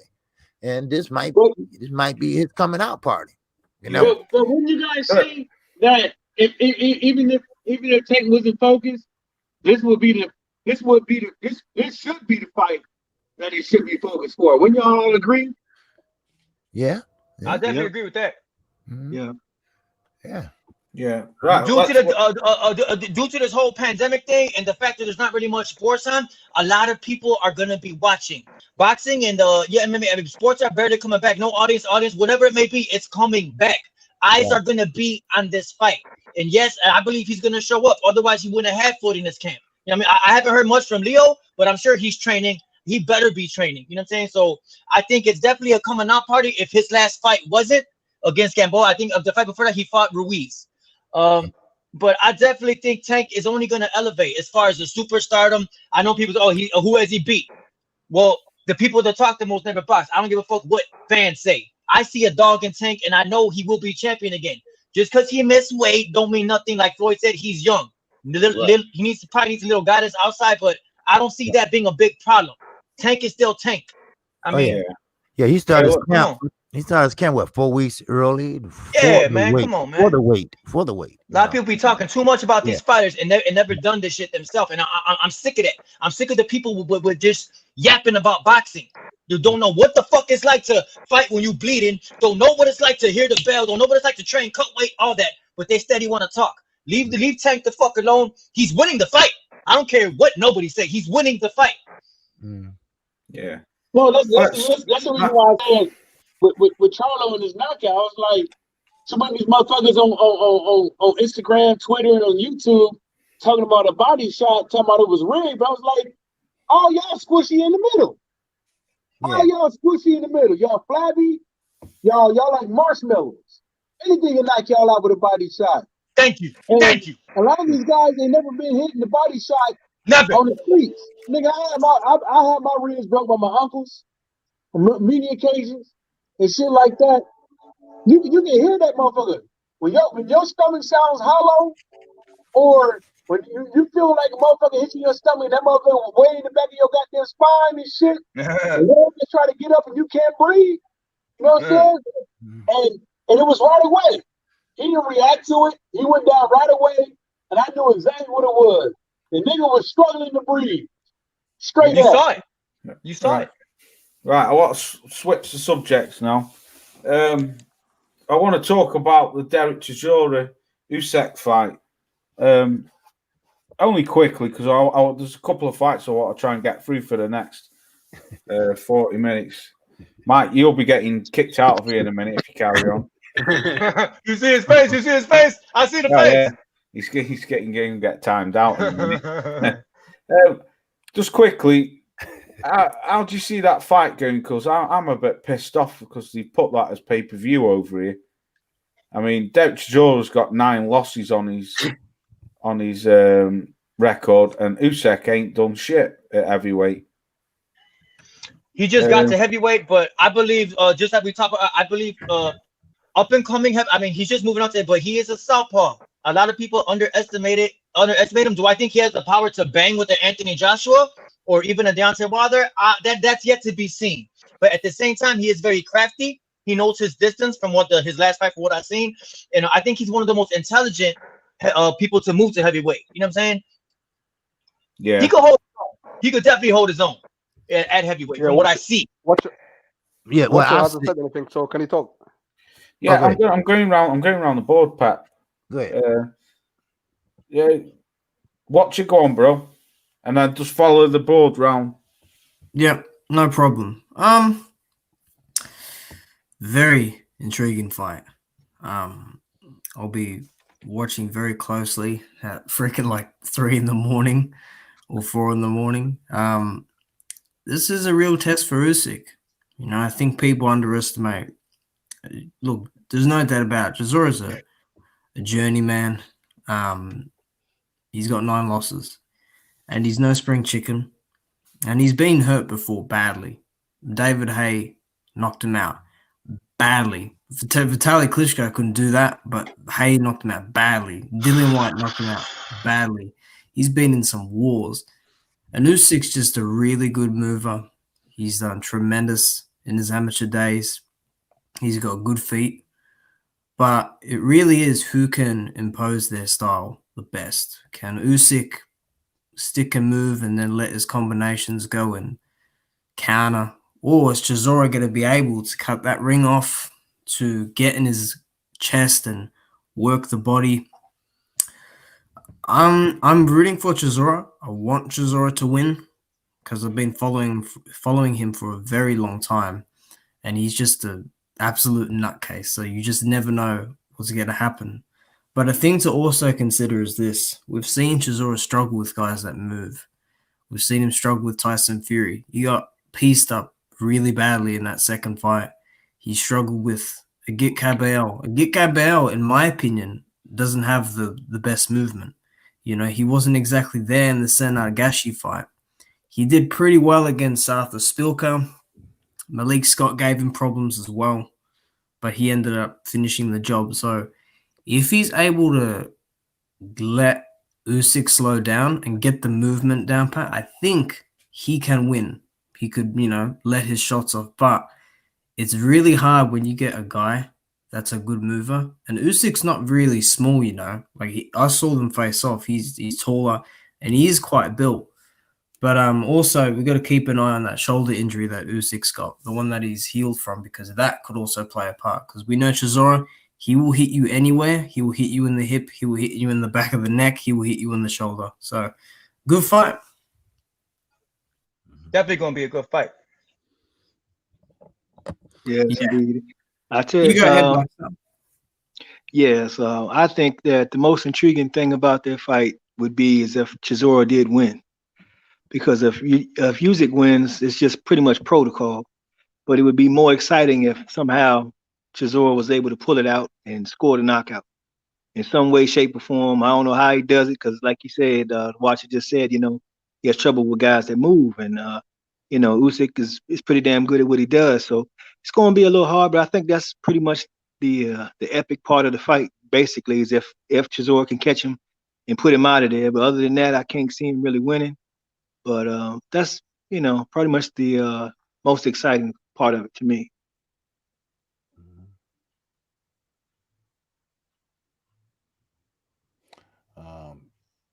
Stormy. Yeah. I want to ask a question to Laws about Chisora, because you know more about him over there, being on that side of the pond. Do you think that Chisora would take this fight and go down for Usyk? I think Laws is not there. He walked away from the mic for a minute. Yeah, well, let me pose it to anybody that's on the panel. With the reputation that he has as a fighter, I want to know, do you guys think that Chisora would allow himself to be a stepping stone for Usyk? Because remember, they're bringing this guy up to the division, and they're trying to put him in a position to challenge for one of the belts, but he has to fight a couple of fighters, before he gets that opportunity. So we saw what happened with the Witherspoon situation, but Chisora is the type of fighter that if he's coming there to fight, he could put something on Usyk. But I'm afraid that this might be a fight where he's being brought in to just kind of like, be an opponent. And I don't like to think like that, but that's why I was asking Laws, because he knows more about him. He's, being on that side of the world, and what's he like in the ring or at the press conferences or something like that. But I don't think very much of Usyk at all. But in today's era, there are opportunities for guys, just waiting at every turn. I mean, we just saw Povetkin knock out White, right? So it's like it can happen. I don't know, but that I'm kind of iffy on this fight, simply because I'm not certain about the motivation behind Chisora. And he has I'm lost. from the UK. I'm from the UK, and I know Derek Chisora, and I don't think he's coming to lie down. He's gonna, he's gonna fight. He's gonna do all his best, and obviously he's gonna get paid for that as well. But I don't think Derek Chisora is gonna go lie down. He's not gonna go easy. Usyk has to work for it. He's not that type of guy. Do you see him, Pep, being really motivated on that? Because I don't have enough to draw on. I just know that I've seen him lose big opportunities. You know what I mean? In fights like he should have taken Dillian White. He really should have. And then he gets knocked out by White. The whole David Hay thing. I don't know, man. It's just, is he just now like Price, and he's just a guy that has a name, and you go in there and you beat him and you move on. That's the only thing. And I hate to think of a guy like that, but that's kind of like where I'm having to see him right now. Yeah, he used to be like that before David Hayes stepped in, but David Hayes is motivating him, and David Hayes is telling him, like, if you win this fight, you can have a title shot. You can face AJ, because he's one fight away from facing AJ. So I think David Hayes, is pushing him really, really hard. So, before that, I would agree with you, but now that David Hayes is involved, he's pushing him hard. He's only one fight away from fighting AJ, the cash cow. And see, that's what we don't have the ear to the ground on. Like, see, that because you're over there, and that's kind of like what I need to have information on, so I can feel better about how I assess the match. Because I don't think very much of Usyk at all. I really don't. I was especially offended when people were talking about he was the best cruiserweight since Evander Holyfield or whatever. And I'm like, man, don't even say that dude's name in the same sentence as Evander Holyfield, because it's like that whole thing. But I would just like to see Chisora at his best come out there and show that he still has stock in the division and that he's to be respected. That's all I would ask of him. Seriously. You will see the best of Chisora, but I don't know if that's going to be enough, though. That's the thing, though. But you will see he will come, but I don't know if that's going to be enough. But yeah, like you, I don't see Usyk as the best, since sliced bread. But yeah, you're definitely going to see the best Chisora. It's going to be a great fight, but I don't know if that's going to be enough for him, though. Yeah. Hey, Okay, KQ, well, that's what I have to offer. We can man. turn it over to KQ now. Yeah, but Sammy, let's ask Laws when he come back, though. What was that? I said, let's ask Laws when he come back. Yeah, that's cool. But for the meantime, let's turn it over to KQ. What do you think, KQ? Well, I think with P. Now, what I have seen Chisora fight, he bring the fight to you. He wants to fight. He coming in there, he's slugging. And now I don't know if it's gonna be enough, like he said. Cause usually he's a good mover. He boxes very well. I don't think he's that powerful. And so I mean, me personally, I don't think he can be one of the beat one of the bigger cruiser heavyweights, and because of his movement and like I say, he don't have the power to do it. Yeah, sure. All that lateral movement, that's good and dandy. But you're going to have to stop and punch. You're going to have to make them doubt themselves from coming in on you. If you come in here, you're going to get something, and they're going to feel it. And I don't think Usyk got that power to do that. But Chisora, he does have power. And I have seen him always bring it to the forefront. He might get knocked out or might get a counter punch or get a check hook. But he always come and he bring it. And I don't think that they using it, as an opponent. But yeah, they are trying to put Usyk up. I mean, I will admit that. But everybody got a punch a chance. And Usyk, if he's doing what he's supposed to do, and he's getting up there older, and he's kind of stubborn, and I think he's really going to bring a good fight. And I think that's a good fight. And I think Usyk going to try to use his range and distance and movement to stay away from that power fight, that power right. So that's what I think about it. So yeah. So yeah. And Southpaw, you're on mute too. Yeah. So You hear me? basically, Okay. I'm good. Smart turn. So basically, the fight's gonna be a pay-per-view only because obviously, people like to see Chisora. He's an exciting guy to watch in the UK, I believe. I don't know what it's in America, if it's free or you have to pay for it. I'm assuming it's free. Pay. Oh, you have to pay, yeah? Okay. So basically, and as long as people are paying for the fights, it's always going to be a pay-per-view. But, has Derek Chisora got, the chance to win this fight? Yes, he does got the chance. But Usyk, he's one fight away from, facing AJ. He's the southpaw. He's the guy that's, undisputed coming from cruiserweight.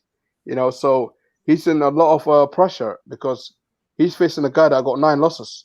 But a guy that is a dog, is going to come. And the guy with the power, can he take him out? That's the question. You know what I mean? But I think, Usyk will win the fight. He might even stop Chisora at later stage. Chisora's probably going to get tired, going to get frustrated. But I really want to see, sometimes Derek Chisora is a tricky guy as well. Derek Chisora, sometimes he's up for it, and sometimes he's not up for it. That's why I said, hopefully David Haye is going to motivate him, and he's going to tell him, come, let's get this fight. Beat this guy, and you can face AJ. It's only one fight away. That's all I got to say. Tyrone, it's you. Tyrone? Yeah, I don't really have much to say on the fight. Like, Chisora versus Usyk. I mean, I was looking forward to it when it was made in May, sort of. May 31st or whatever it was supposed to be before it got moved back. I would like to see Chisora win. I'm not a fan of him particularly. I'm just not a big fan of Usyk. I don't think Usyk is, what they make him out to be in what's it called, in the heavyweight division. Because when he made his heavyweight debut, I think I told you guys when he was with the Chicago Bulls, they thought he was the massage therapist. They didn't know who he was. So, but his performance against Witherspoon was, I mean, didn't he get a black eye in that fight? I mean, you're going to get touched fighting people. But not like that though. Yeah. That was a really bad swell or bruise. One right hand, your face looks like that. If Chisora gets you with those hooks, you're done. I'm telling you. Yeah, I want to see Chisora win, but I think if I had to put money on it, I'd probably put it on Usyk. I think Usyk will just move around. Like AJ Ruiz. Yeah, Chisora is 34. That wasn't a run. That was running. That was running. That was running. Yeah. That was running. Yeah. It'll be similar to that, but more. Be more mid-range. He'll just keep him turning the entire night, I think. And yeah, that's probably what will happen. What do you have to say, Southpaw? Yeah. That's fair to say. I mean, he's a southpaw. A southpaw is always going to create an angle, create angles on you. So, but I'm sure Chisora has seen southpaws before. It should be really interesting, you know, especially Usyk still new to the heavyweight division. I look forward to seeing it. Chisora is going to come get you like he did in the second Fury fight. You know, he came for Fury that second Fury fight. He didn't back up once. He brought it right to him. It'll be very interesting. That's all I got to say. May the best man win. But I am leaning towards Usyk, definitely. Hey, Loz. Yeah. Real quick, I'll get this over with. Johnny Nelson, is there something wrong with that dude? Like, is there something in the water over there? Because he can't show his man. Listen, he just did an interview today saying Usyk would chop Wilder up. That is fine, my friend. I mean, I'll put it to you like this. Keep that same energy. Usyk can now. Where's Chisora ranked anyway? He's not even in the top 10, is he? Mate, Johnny Nelson has been smoking crack since 1976. No, I think he's like he said Johnny Nelson. He's like he's basically like our Skip Bayless, right? Skip Bayless over here, he'll say something, right? But he'll say something like, "I believe McGregor will beat Mayweather, and here's why." And then once you hear that, you're like, "Did he really say that?" That's his job. Don't nobody honor what Skip say, man. That's Skip his is job done. weirdo, man. Come on, man. Honor that crazy motherfucker, man. Old ass. He's there. Johnny Nelson, like Ray Johnny Rock. yeah, something crazy. That's his job. That's what he's there for. All I'm saying is Johnny Nelson is a clown. That's all I can say about him. Yeah. I'll just finish my point up with this. All I gotta say is if Wilder beats Fury and if Usyk gets past Chisora and the Joshua fight doesn't work out for some reason, being mandatory, fight someone ranked or make the fight with Wilder because there has been too much talk of Wilder Usyk since Usyk made his debut. That's all I'm saying. Yeah. How do y'all feel? Go ahead. Well, I would say this. I would say this on the Johnny Nelson thing. I want to finish up after you, Mike, about the Usyk fight because I want to change it. I'm gonna hit that too. This is gonna be short. It's gonna be short about Johnny Don't Nelson. make it too slow. You know, he really is a cool dude. You know, but the problem is that you know it's an opinion. You know, and well, the problem ain't is his opinion. The problem is that you have people that have boxed before that watch decades of boxing and can't break it down. Can't explain why that should happen. But as far as Usyk with Derek Chisora, you know, in his first fight, you know, you can see that his elbow wasn't 100%. Something was wrong with his arm. As far as I can see, I believe something was wrong with his arm. And you know, and the performance wasn't well. My main problem with this fight is Derek Chisora and this whole war theme. You know, good God, what is it good for? You know, absolutely nothing. You know what I'm saying? Because you get your ass beat every single time. You know, I think you know, if you look at Dillian White putting that jab to his ass like he didn't do in the first fight. You know, I think Derek Chisora needs to work on his jab, and I think he needs to work. I think he needs to, you know, learn how to, you know, move. Because the good thing about Derek Chisora is Usyk is that the motherfucker know how to dance. So that should mean that he's not stiff at the hip. So he knows how to move them legs. See what I'm saying? Yeah. And with moving within the rhythm, he knows how to pace the punches to where it's not looking like a fighter like Richard Lartley versus Daniel Dubois don't even know how to, looking like he don't even know how to punch. And something at most occasions. So, you know, I think that if Derek Chisora, I like Derek Chisora. You know, Usyk just got in the heavyweight division. He's trying to prove himself. And I think the reason why they made this fight is because I think they could just get over on his ass real easy. I think they think it's a credible fight as far as the fans, as far as the what they could do within the COVID times, and make this a pay-per-view fight, make some money. You know what I'm saying, and stuff like that. It's the matchroom boxing mathematical equation, just like I call it the Floyd Mayweather mathematical equation that nobody can do or decipher. Is that it's always been a risk or reward. Like, is this risk and this reward? Derek Chisora is the biggest is the money as far as the risk and reward. Right. You see what I'm saying? And now they're going into this fight, and I guarantee you that Derek Chisora, which Stormy B, man, you heard me say this before. Kqkc talk. We all talk about this shit though. Fighters getting in the ring, losing, and then going into the next fight doing the same damn fighting the same damn way. And I guarantee you, Derek Chisora will fight the same damn way as been fighting for years and losing. So what is good? What is war good for? Absolutely nothing. If your ass ain't got the arsenal and the tools to get up in there. Oh, my bad. It's good. It's money. That's what it's good for. Right. Let me just speak on it because I want to flip the subject because I'm only going to be on for another half an hour. Johnny Nelson, watcher, just answering your question, bro. Johnny Nelson is just a matchroom puppet who's programmed every day to say exactly what Matchroom and Sky want him to say. I mean, this is a guy who said that Povetkin threw a lucky punch from the gods, but like Povetkin was working on that all night. He even said before the fight that he'd been working on that uppercut because all 4 Dillian White knockdowns had been through uppercuts. So me personally, I take the notice of what Johnny Nelson says. He's just a clown.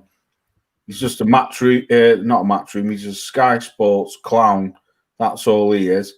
The fight with Derek Chisora and Usyk, I agree with what Southpaw said.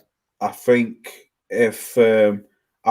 me personally, a long time ago, I thought Derek Chisora was going to destroy Usyk, and me personally, I just think Usyk will be too much for him. I think if you watch the Ajit Kabayel fight against Derek Chisora, Ajit Kabayel just simply beat him with a jab, just jabbed his head off all night.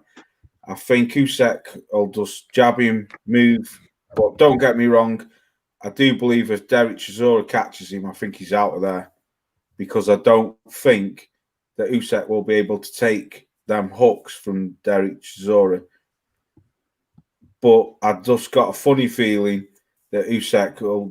I think he's too fundamentally a better boxer and got better ring IQ, and I just think he'll just work him out all night. That's all. I just think he'll just jab, body shot, move around, tie him up. I just think that's how I see the fight going. But for the next half an hour, I want to touch on this. I'm going to go from the middle straight down. So I'm going to start with you, Mike, then KQ, then Watcher, and then we work it up from Southpaw, Pep, Tyrone, Black Star, and then finish with Stormy B, man. I want to know what your thoughts are on the fights of this Teofimo Lopez versus Lomachenko. How do you see it going and why? I think that's a very interesting fight.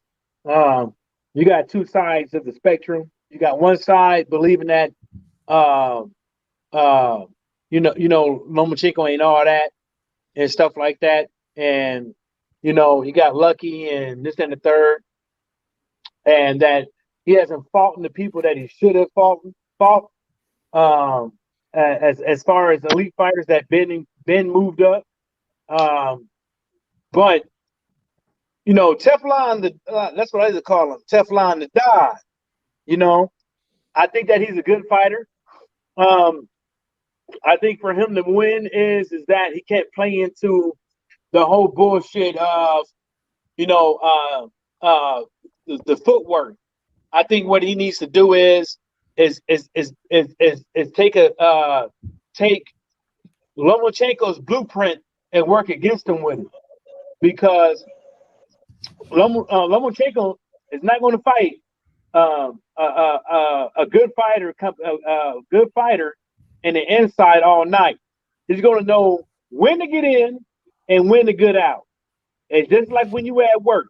You know when to make jokes, and you know when not to make jokes around certain people that come in your job. And it's going to be the same way for Teofimo. I think that, I think he needs to work more on the outside than the inside, because on the outside, he's going to be able to catch Lomachenko coming in. And as far as all the fights that I've seen Lomachenko in and stuff like that, he does get touched. You can't counter him. The problem is when you're going to counter him.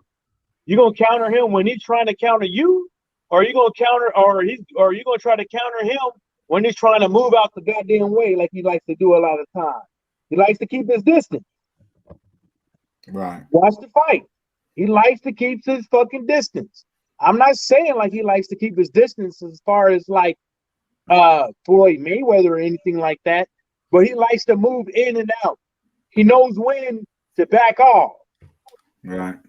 So if I think if Teofimo can catch that and not fight this whole just coming forward thing, and because we've seen Teofimo sometimes try to steal rounds at the last minute.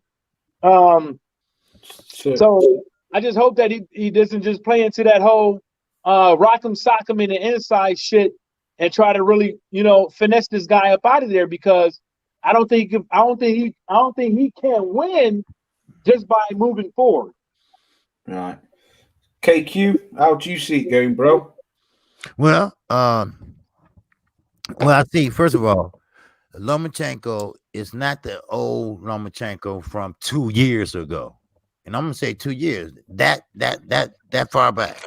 That. Hold up, KQ. No, Mike. Bro. Stop, Lost. I forgot about that. My bad. KQ, I forgot about that. Thank you. All right. Go on, KQ. And what happened is, see, you have to understand, Lomachenko had a extensive amateur career. And then he come over here and he have start a pro career. He had a little small pro career over there, and he's getting worn down now. He's not. He's a young veteran fighter. I like to call him a young veteran fighter, and now he's facing a young fighter, a hungry fighter, and now he's coming. He probably gonna walk down Lomachenko. Lomachenko gonna try to use his angles, and we've seen what happened with Pedraza and him. I mean, Pedraza lumped him up pretty good, and but I'm not gonna say that Teofimo gonna win the fight, but he got a damn good chance of beating him, because he's your body only can take so much. Your body only can take so much pounding and fighting and this and that. And Teofimo, the jokes ain't damn funny to me, but matter of fact, they kind of little sweet jokes. But the thing is this: he gonna have to establish his distance from Lomachenko, and once he do that, then he can fight his own game. Don't go fall in that Lomachenko trap. Don't no tip for tap. Don't fight your fight. We see a lot of fighters that they get drawn in to other fighters and start fighting their fights, and Southpaw being him a fighter, he'll know that you have seen other fighters that don't bang but gonna want to bang because the other fighter bangs, and that's a mistake. Fight your fight. And Teofimo Lopez, I think he's hungry. I said these young guys now coming up, they hungry, they more want the prestige, which they're not gonna get all the money. Floyd, he topped that off. That ain't gonna happen again. No matter how much you try, nobody's never gonna make $1 million in a fight again. They already hip to that shit. All right. So therefore, I think Lomachenko trying to use his footwork, and he gonna get caught coming in. He gonna get caught trying to use his angle. Because if you ever watch Teofimo Lopez, he tried to do the semi shoulder roll. No, he tried to catch you coming in with the shoulder, trying to throw off a pistol right real fast. But he's not doing it correctly, but that's the way he fights. And he might catch Lomachenko as he trying to change angles. Because like you said earlier, a fighter, it's hard to change a fighter if you've been fighting that way so many years. You're going to still fight the same way. Now, you might get changed maybe one time in a fight, and you go right back to what you used to. But I see Lopez losing it. Not Lopez, Teofimo Lomachenko losing this fight. Yeah. Yeah. That's what I see. Sweet OG. Watcher, you bro. Yeah, I think Vasily Lopez is going to win. I'm kidding. I'm not pronouncing that incorrectly. Vasily Lopez. Look, you know what? I haven't watched. I'll be honest. I haven't watched too much of Lopez. I've watched more of Loma, and I still got to get more familiar with him. Look, I'd say, Loma's a bit wiser now, though, from what I've seen from his past fights. And, he's a little more switched on. But Lopez is a young, hungry fighter who hits pretty damn hard. I mean, to get Richard Comey out like that, that is impressive, in my opinion. A Ghanaian that is that durable, and you put him out like that. But that's a complete different style. Not even close to what Loma is. See, even I'm getting freaking confused. But anyway, Loma doesn't like it to the body. He really doesn't like it to the body. And I think that is a real gateway to it. If you, don't stick on the outside too much where Loma can kind of use his angles and use that momentum to come in and out. But hit him to the jab, find your base early, and then as the fight goes on, man, you gotta get a bit rough, man. You gotta make this guy uncomfortable. And Loma's experienced, so maybe he knows how to handle that. But I mean, Lopez is the bigger man. He's younger, so maybe his gas tank's a little better as well. Just clinch a bit. Squeeze those arms, make it uncomfortable. This can't be a sweet science fight for Lopez, in my opinion, right? Now, he can send that right hand through the middle and catch Loma because he does get caught with the shot, and maybe he's fixed that as well. Maybe he's worked on not entering in as reckless or, as open as what Kqkc said. But I think that Loma's going to do it. I just think he's going to win, but I really hope Teofimo wins because it makes things very interesting and it will be hilarious, in my opinion. Yeah. The chat's moved around a bit. Southpaw, your thoughts, bro? Can you hear me? Yeah, I can hear you, bro. Yeah. Yeah. What weight are they fighting at again? Is it 135? 135. 135. Yeah. Okay. All right. I think a couple guys touched on a couple interesting things. Lomachenko has had over 300 some amateur fights. And like you said, this is boxing and we all are human. He's taken a lot of damage. He turned pro at about late 20s, I think. Yeah. I seen Lomachenko being dropped by Jorge Linares, dropped by a straight right, which is the southpaw killer, as we all know. I think that Teofimo Lopez hits a lot harder than Jorge Linares. That's just what I see. Teofimo Lopez, I said he got that one hitter quarter power. He could lay a guy out with a single shot, not accumulation. I think that Lomachenko has been bullying smaller men like Rigondeaux with his footwork. I think once his body frame is not built for no 140 as much as his groupies want to believe he is. They want to believe he's the greatest fucking thing they ever seen. I don't think so. I think that he's overhyped. I think that ESPN tried to erase his loss and put it as a draw for a reason. And like Floyd Mayweather just said on Shannon Sharp's podcast, how dare you put Lomachenko over Terrence Crawford as pound for pound? It makes no fucking sense. Honestly, Lomachenko is not going to be able to run through Teofimo Lopez like everybody's thinking. Will it be a dogfight? Yes, because Teofimo's going to make it a dogfight. Because like a couple, I think Buddy in the Green touched on earlier, he's young and he's hungry. He ain't going to go for all that footwork because he most likely won't be able to match up with Loma's footwork. He has to be aggressive. And the only way to be a southpaw, if you're not used to them, is to go right at them. Eliminate the awkwardness by smothering them. So I think that Teofimo should be working on going straight. Hopefully he has the right spar partners in his training camp, guys that are gonna move a lot, like Lomachenko, create angles. But one thing he has to do early, he has to hurt him early. Give him something to think about. Let him know this ain't gonna be what you're used to, little homie. This ain't gonna be no fucking Ukraine dance party like you're used to seeing from Loma. He's gotta make it a dogfight. Go to his body, beat that guy's head up, give him something to think about, and eliminate the fucking hype train. That's my take on it. Yes, sir. Hey, Lomachenko by points. If a knockout happens, it's coming from Lopez. That's my prediction. Loma might win on points. Don't get me wrong. But if a knockout happens, definitely coming from Teofimo. Good assessment. Oh, Good Teflon. assessment. Good assessment. Yeah. Yeah, that's real talk, cuz. Yeah. Yeah. Mhm. I mean, I got obviously Loma winning this fight because Loma is the experienced fighter. You know what I mean?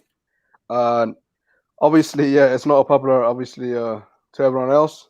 But I'm just gonna be honest. Like, you know, Teofimo Lopez, you know, he knocks people out. But to me, the people that he knocked out, like, they're not all that when you look at them when they fight. So, you know, I don't even know when's the last time, you know, Teofimo Lopez faced a southpaw. Do you know what I mean? A credible one. That's another question. You know, you can say whatever you want about he's from Eastern European, he's Ukraine, you know what I mean? A lot of people say that, yeah, they try to erase that, you know, that loss, you know, against Toledo. But yeah, the only way that Teofimo Lopez can win this fight is, you know, if he fights rough, you know, just fight rough, you know, just the way Toledo done it, then knock him out. But can Teofimo Lopez do that though?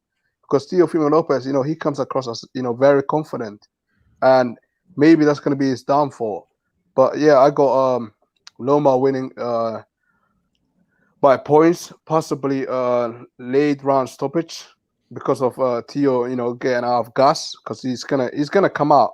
Don't get me wrong, Teofimo Lopez will come out. He's gonna try his best to knock him out. That's a bold prediction. I'm telling you. He's gonna come out. But you know what? The betting, you know, apparently, like, you know, he if you bet on Teofimo Lopez and he wins, you know, you can win some good money. I will bet on Teofimo Lopez though. That's one thing for sure. But I got Loma winning this fight though on points. Maybe I got late him round winning on stoppage. points. I definitely got him winning on points. If a knockout does happen, if somebody's being dropped, it's gonna be Teofimo dropping Loma. I've seen Loma dropped by Linares. Linares is not that a knockout artist. You know what I'm saying? But Facts. They got to fight. May the best win. But Loma on points, Theo by knockout. That's my prediction. May the best man win. Yeah. May the best man win all that. Can you lot hear me? Yeah. Right. Okay. Cool. I want to go to Black Star. Watch you. Oh, we've already done watch you. Black Star, Tyrone, EJ, and then Stormy B Man. Now I'm going to close the show down because it's getting a bit late over here. So Tyrone, do you want to go next, bro? How you see it? Yeah, sure. You ain't going nowhere. Yeah, I haven't done. I mean, I've watched these guys, right? But I haven't put enough thought into this fight. I know a couple of months ago, most people were picking Lomachenko, and now, you know, closer to the fight, most people swinging towards Lopez. I didn't like when he fought that Japanese guy. He said no more tall guys. It's kind of annoying. But I mean, he did get Comey out of there pretty quickly. I wouldn't be an informed choice for me because I didn't sit down and think about this fight. But if I had to put money away, if Lomachenko was switched on, he'll probably pity pat him for like 12 rounds. Yeah. He's gonna have to. Yeah. So who are you picking then, Tyrone? I'll probably put Lomachenko. You know, Yeah. he'll touch him up just for a little bit. Yeah. For like 12 rounds. Nobody's gonna get hurt. And Your ass. Don't count on that. Don't count. it'll be something like that. I Black mean, Star, Thank you over for- to you, bro. okay. Black Star. Okay, yeah. Well, I guess I kind of agree with Tyrone there. One of the things about Teofimo that really stood out to me was that fight he had against that Asian fighter, where the guy was able to frustrate him so bad that he said he didn't want to fight anymore. Tall fighters. So that's for one. That shows me that mentally, he's mentally weak right now, and he's a young guy coming along. He's still got a lot to prove as well. He's accomplished some nice things, but over this pandemic and all this time, man, he's really been talking a lot of craziness about a whole lot of different fighters, and he's just been barking. He's like a small dog out in the backyard among a lot of big dogs, and they trying their best to get noticed, and he just keeps yapping it. I'm gonna do this and I'm gonna do that. It's like, to me, it's almost like he has to boost himself up. So I feel like in this fight, he's gonna be tested. He's gonna be definitely tested. He got the power. A lot of people assume that he's just gonna knock the guy out, and it could happen. I mean, hell, he's got talent. But I just think that Lomachenko is just crafty enough, and he's a veteran, and he's been on this level before, and he's gonna be able to frustrate him. And if he could continue to frustrate him until the later rounds, I see Teofimo quitting and just kind of coasting through the fight and taking the L. Because I saw him do it against that Asian guy. He was like, I don't want to fight no more tall. I mean, he allowed the guy mentally to just crush him, to say, well, I don't want to fight nobody tall. Instead of saying to himself, hey, wait a minute, I didn't look so good in this fight. The guy gave me some trouble. What can I do to adjust that? He just said, I quit. I don't want no more of that. So when I see that type of mentality, that make me feel like, hey, if you're doing it there, you'll quit on yourself in the fight.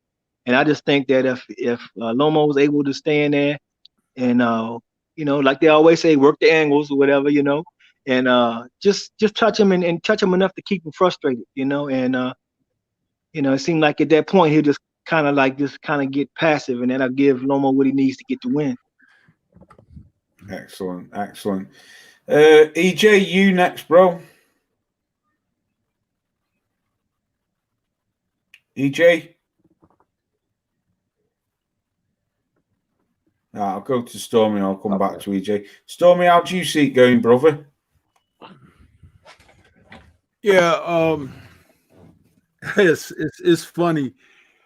I have a tendency to say things that are not popular, so I will stay on point. Say things. This is the type of fight. No, go ahead and say Be honest with yourself. Talk your shit. Say say that shit. Say that shit, Storm. Say that shit, man. Stormy can say whatever he wants. Go on, Storm. This is the type of fight. This is the type of fight that can rise above what the average and casual boxing fans see with their eyes. This is the type of fight where you can see the baton get passed from the young upstart over the veteran, the wily veteran. It could possibly happen. However, my take on this particular fight is this. Teofimo has already shown us a bit of a drop in his mental approach to the sport in several different ways. When he was having some personal issues, he let the world know about it, relationship trouble and stuff like that. And that's definitely something that he didn't need to put out there because it showed a flaw. A character flaw of a fighter has to be reflected as a warrior prepared to do battle at any and every time. And we don't care about your girlfriend and your wife and your domestic relationships. We don't care about any of that. But if you want to put that out there like that, you're just giving ammunition to your future opponents.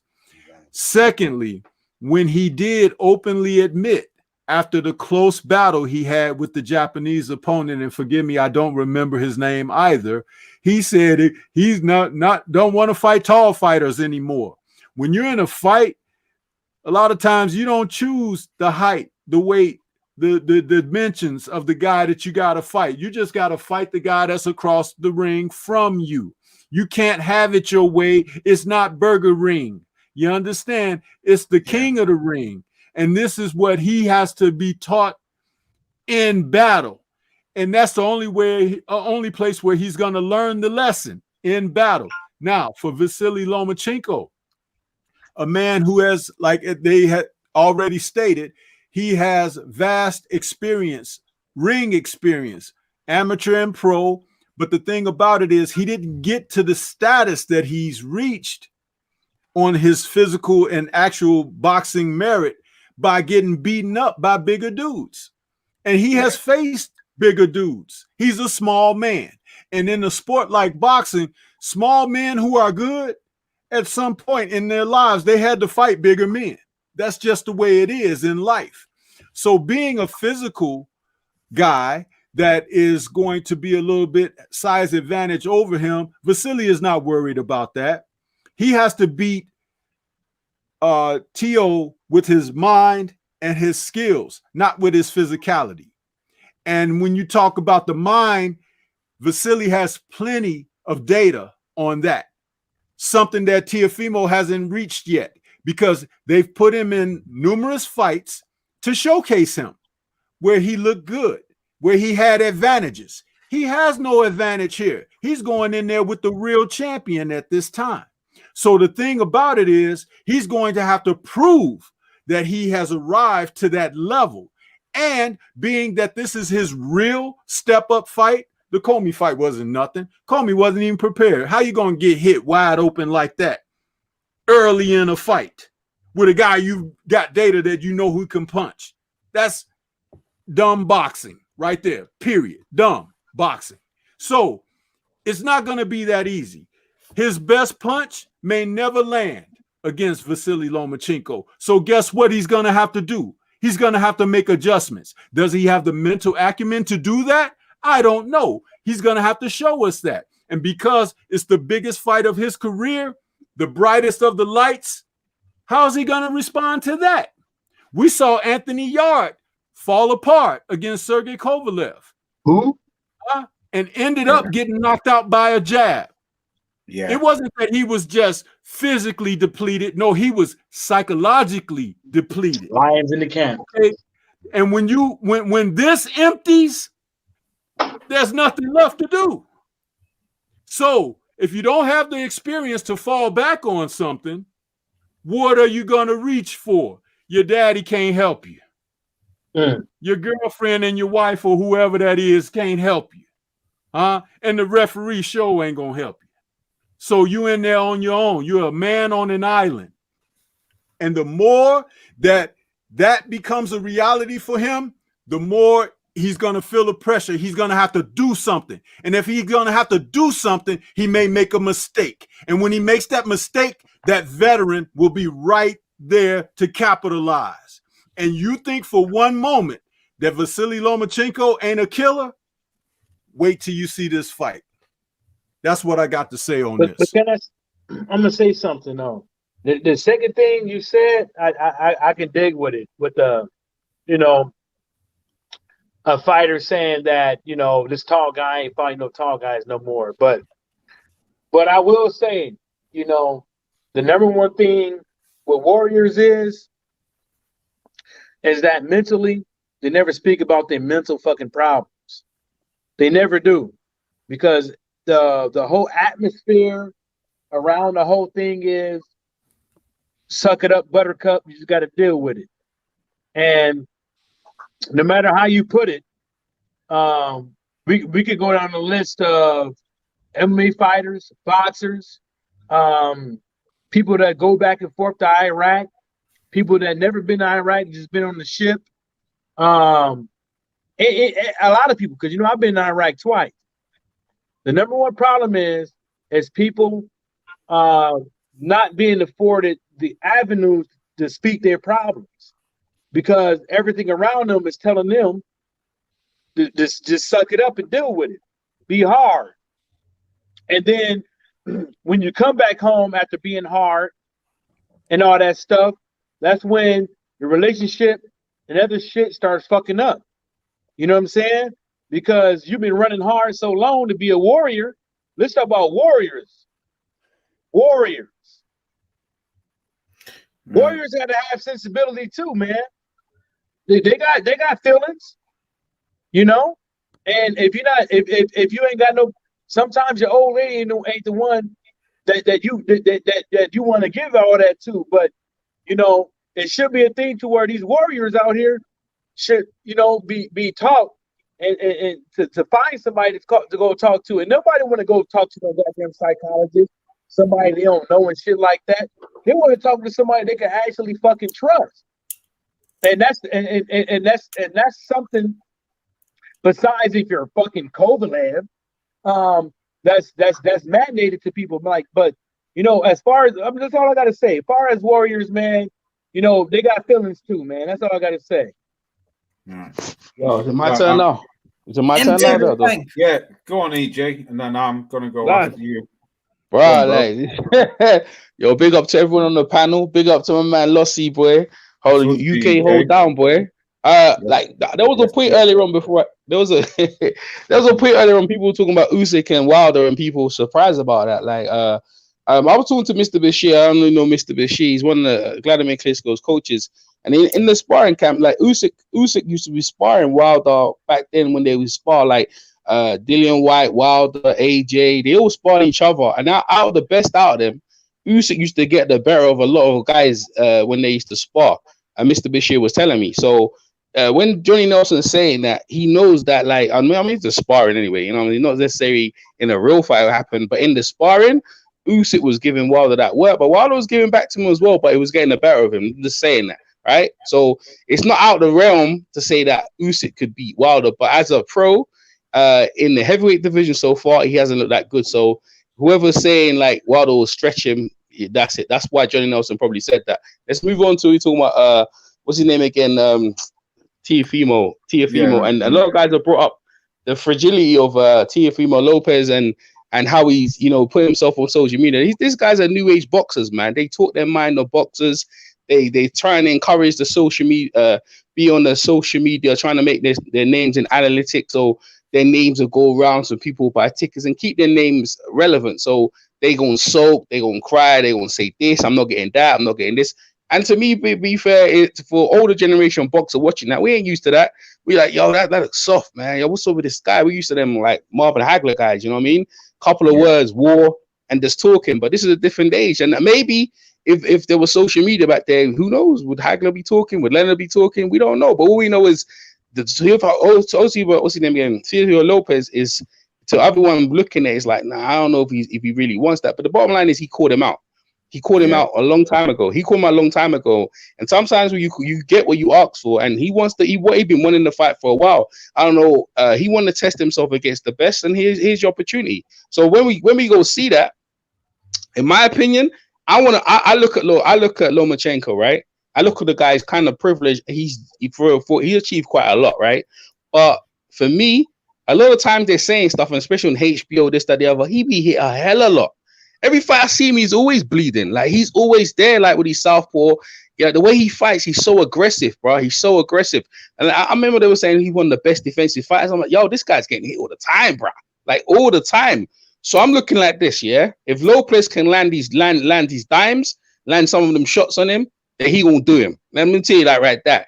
If Lopez starts missing a lot of his punches, he gonna get tired, and he gonna end up like the rest of them guys, gonna quit and get punched up. That's how that fight should really go, right? Because end of the day, it's styles. But I like the idea Lopez has called him out. The fight's gonna happen, but it's gonna be an interesting fight. And is Lomachenko old? Is he gonna be one of them guys that he's gonna get old in the ring? You know what I mean? Because like I said, he's been getting. Look at all the last fights, bleeding every fight, bro. Every fight he wins, and he does knock you down. But they're all there. They taxing on you. And Jose Lopez, people look at his resume, and definitely with a Japanese guy, he just.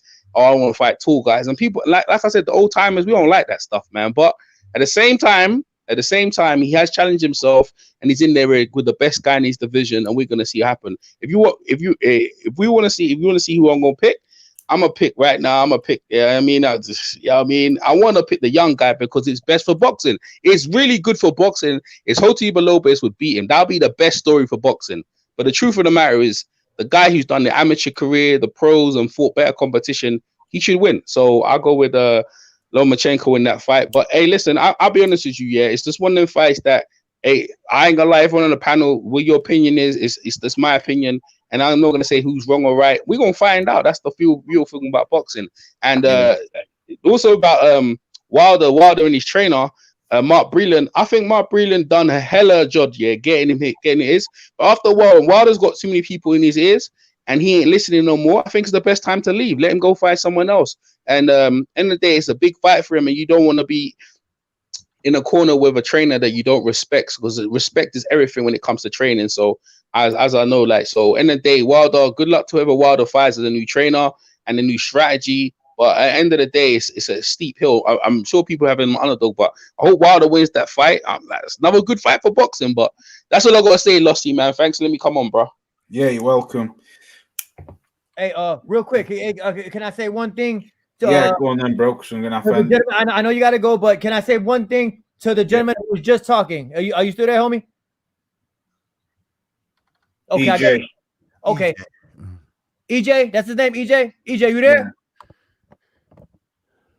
I guess he left. Okay. EJ Boxing Live, bro. EJ Boxing Live here. Go ahead. Okay, yeah. I just have a quick question for you. You said that you're glad that or you touched on Mark Breland leaving and everything, and you hope Wilder finds the right person, you know, going into the trilogy fight. You know, you being from the UK, I'm gonna be honest, because that's what we're doing here, right? We being honest. How do you, I mean, really quick, we don't got to get all into this. How do you feel about the whole hitting through the wrist part of the glove and taking out the padding from the right glove? Or are you going to pretend you didn't see the footage? Because I know a lot of guys from the UK, they love saying, oh, you were just mad that your guy got beat. When you can clearly see him hitting through the fucking wrist area and the no padding in the right glove in the second fight. To that, you say what? Because I saw the second fight. It took about the fourth right hand that Fury landed. You could see that Wilder wasn't the same. And you could clearly we all know the story that Wilder paid the photographer to get rid of them fucking pictures. Fury had no padding in his right glove. I don't give a fuck what nobody says. If you box, you know what you're looking at. When the fuck have you ever seen a glove do this shit? He was hitting through the wrist area, because I think if you watch the first fight, every time Fury would land that right hand on Wilder lasted 12 rounds and dropped him in the end. I believe he cheated because he feared Wilder. I believe he tested positive for steroids before. Go look at his fight versus Christian Hammer, where the referee caught him in the beginning of the fight. But y'all never want to talk about that. I believe that Tyson Fury is a cheater. I believe that a lot of people from your side of the pond, I love y'all. I think Lennox Lewis is the greatest heavyweight to ever live. I love UK fighters. I love the UK. But at the same time, it is very fucking clear that Tyson Fury was hitting through the wrist area of the glove, and he had no pay. Hey, I have a video that has 3 million views on my TikTok, Southpaw773. Go check me out.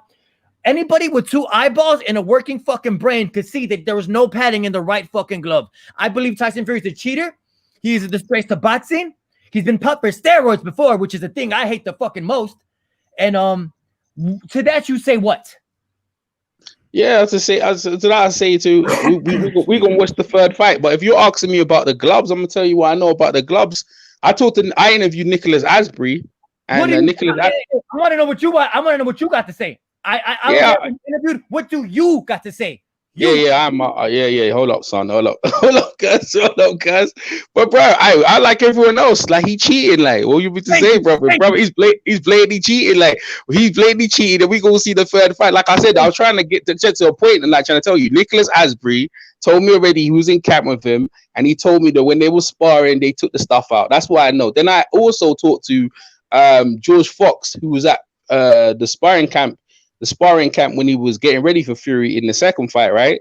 And he was telling me, bro, they used to beat the shit out of him. And one day he was in there, he was like, yo, this guy's hitting hard.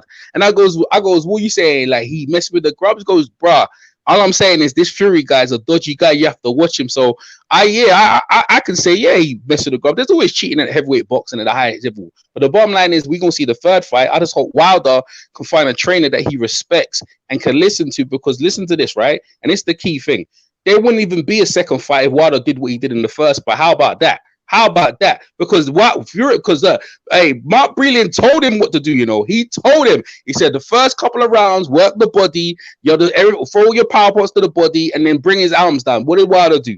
He listened. So he brought himself. And I'm saying to you, and we can complain about the second fight. That's fine. We can say he's cheating. That's fine. But the It's bottom not a line, he got a complaint. third It's fight. what happened. He got, It's not a complaint. It's what happens. You have yeah, but we got a third fight. We can't live in the past, though. We can't live in the past. We can't live in the past. I told you I agree. I told you I agree with you. So let me finish it off. I told you I agree with you. So we already said that. We acknowledge that I've agreed with you. I'm trying to tell you that end of the day, the first fight it should have been done. That fight should have been over. Like Wilder should have been fighting AJ. That's the fight we wanted to see from time. The bottom line is we have a third fight. Wilder has to find a new trainer. We can't live in the past, so we gotta move forward. So I agree with you. Yeah, there was tampering, and hold up, this settled this thing from the UK, bro. In the UK, yeah, Lossie lives in North. I'm in London. I know where P boxing. We're in different parts of the UK.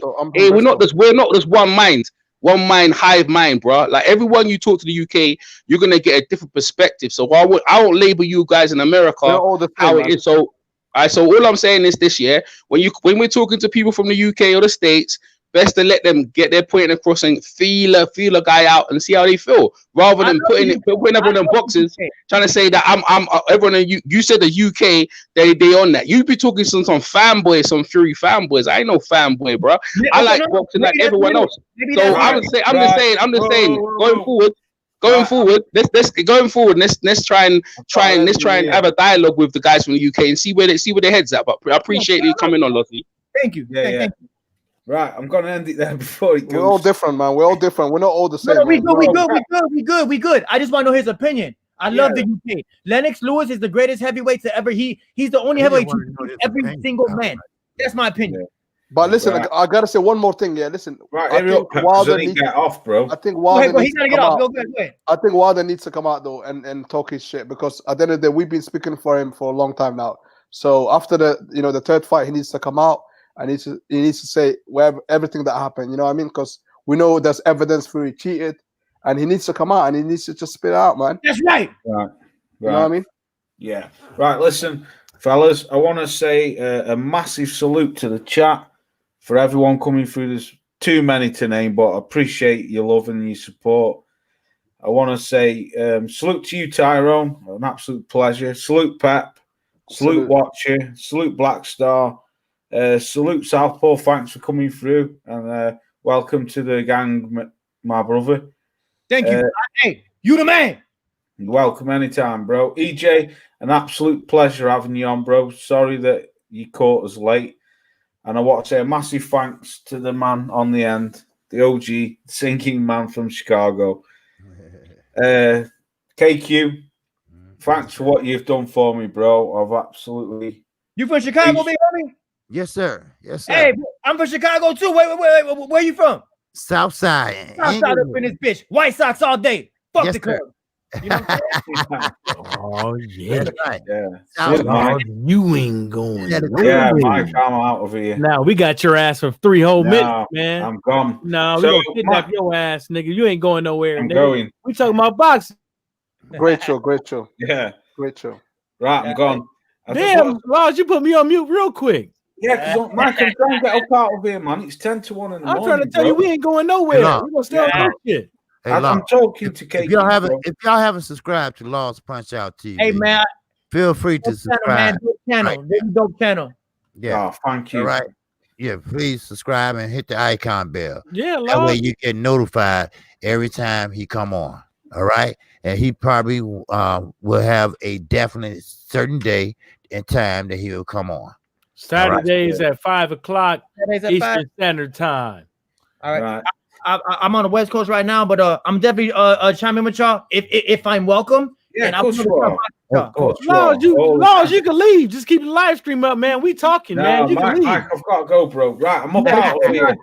Hey, respect to you, Lars. Salute to you all. So, yeah, salute Southpaw. Respect, boss. Thank you. Kqkc. Salute to you, Follow bro. my TikTok. Southpaw Follow my TikTok. Watch out. Southpaw for the best boxing content on TikTok. You won't find no better. Yeah, this brother at Southpaw's got, what have you got? 100,000? I got 130,000 followers right now on the TikTok and still growing. I put out the best boxing content on the TikTok. I speak the truth. I don't care what nobody thinks of me. I don't dick ride nobody because I speak facts and facts hurt. That Ryan Garcia one was funny as fuck. He commented to me and I let him have it, didn't I? Yeah. I'm coming out talking that bullshit. Yes. Right, I'm up out of here. Salute to you all. Salute the singing OG. Much love to everyone. Thanks for coming on. I'll catch you on the next one. Peace. Peace. Yeah, that. Bam.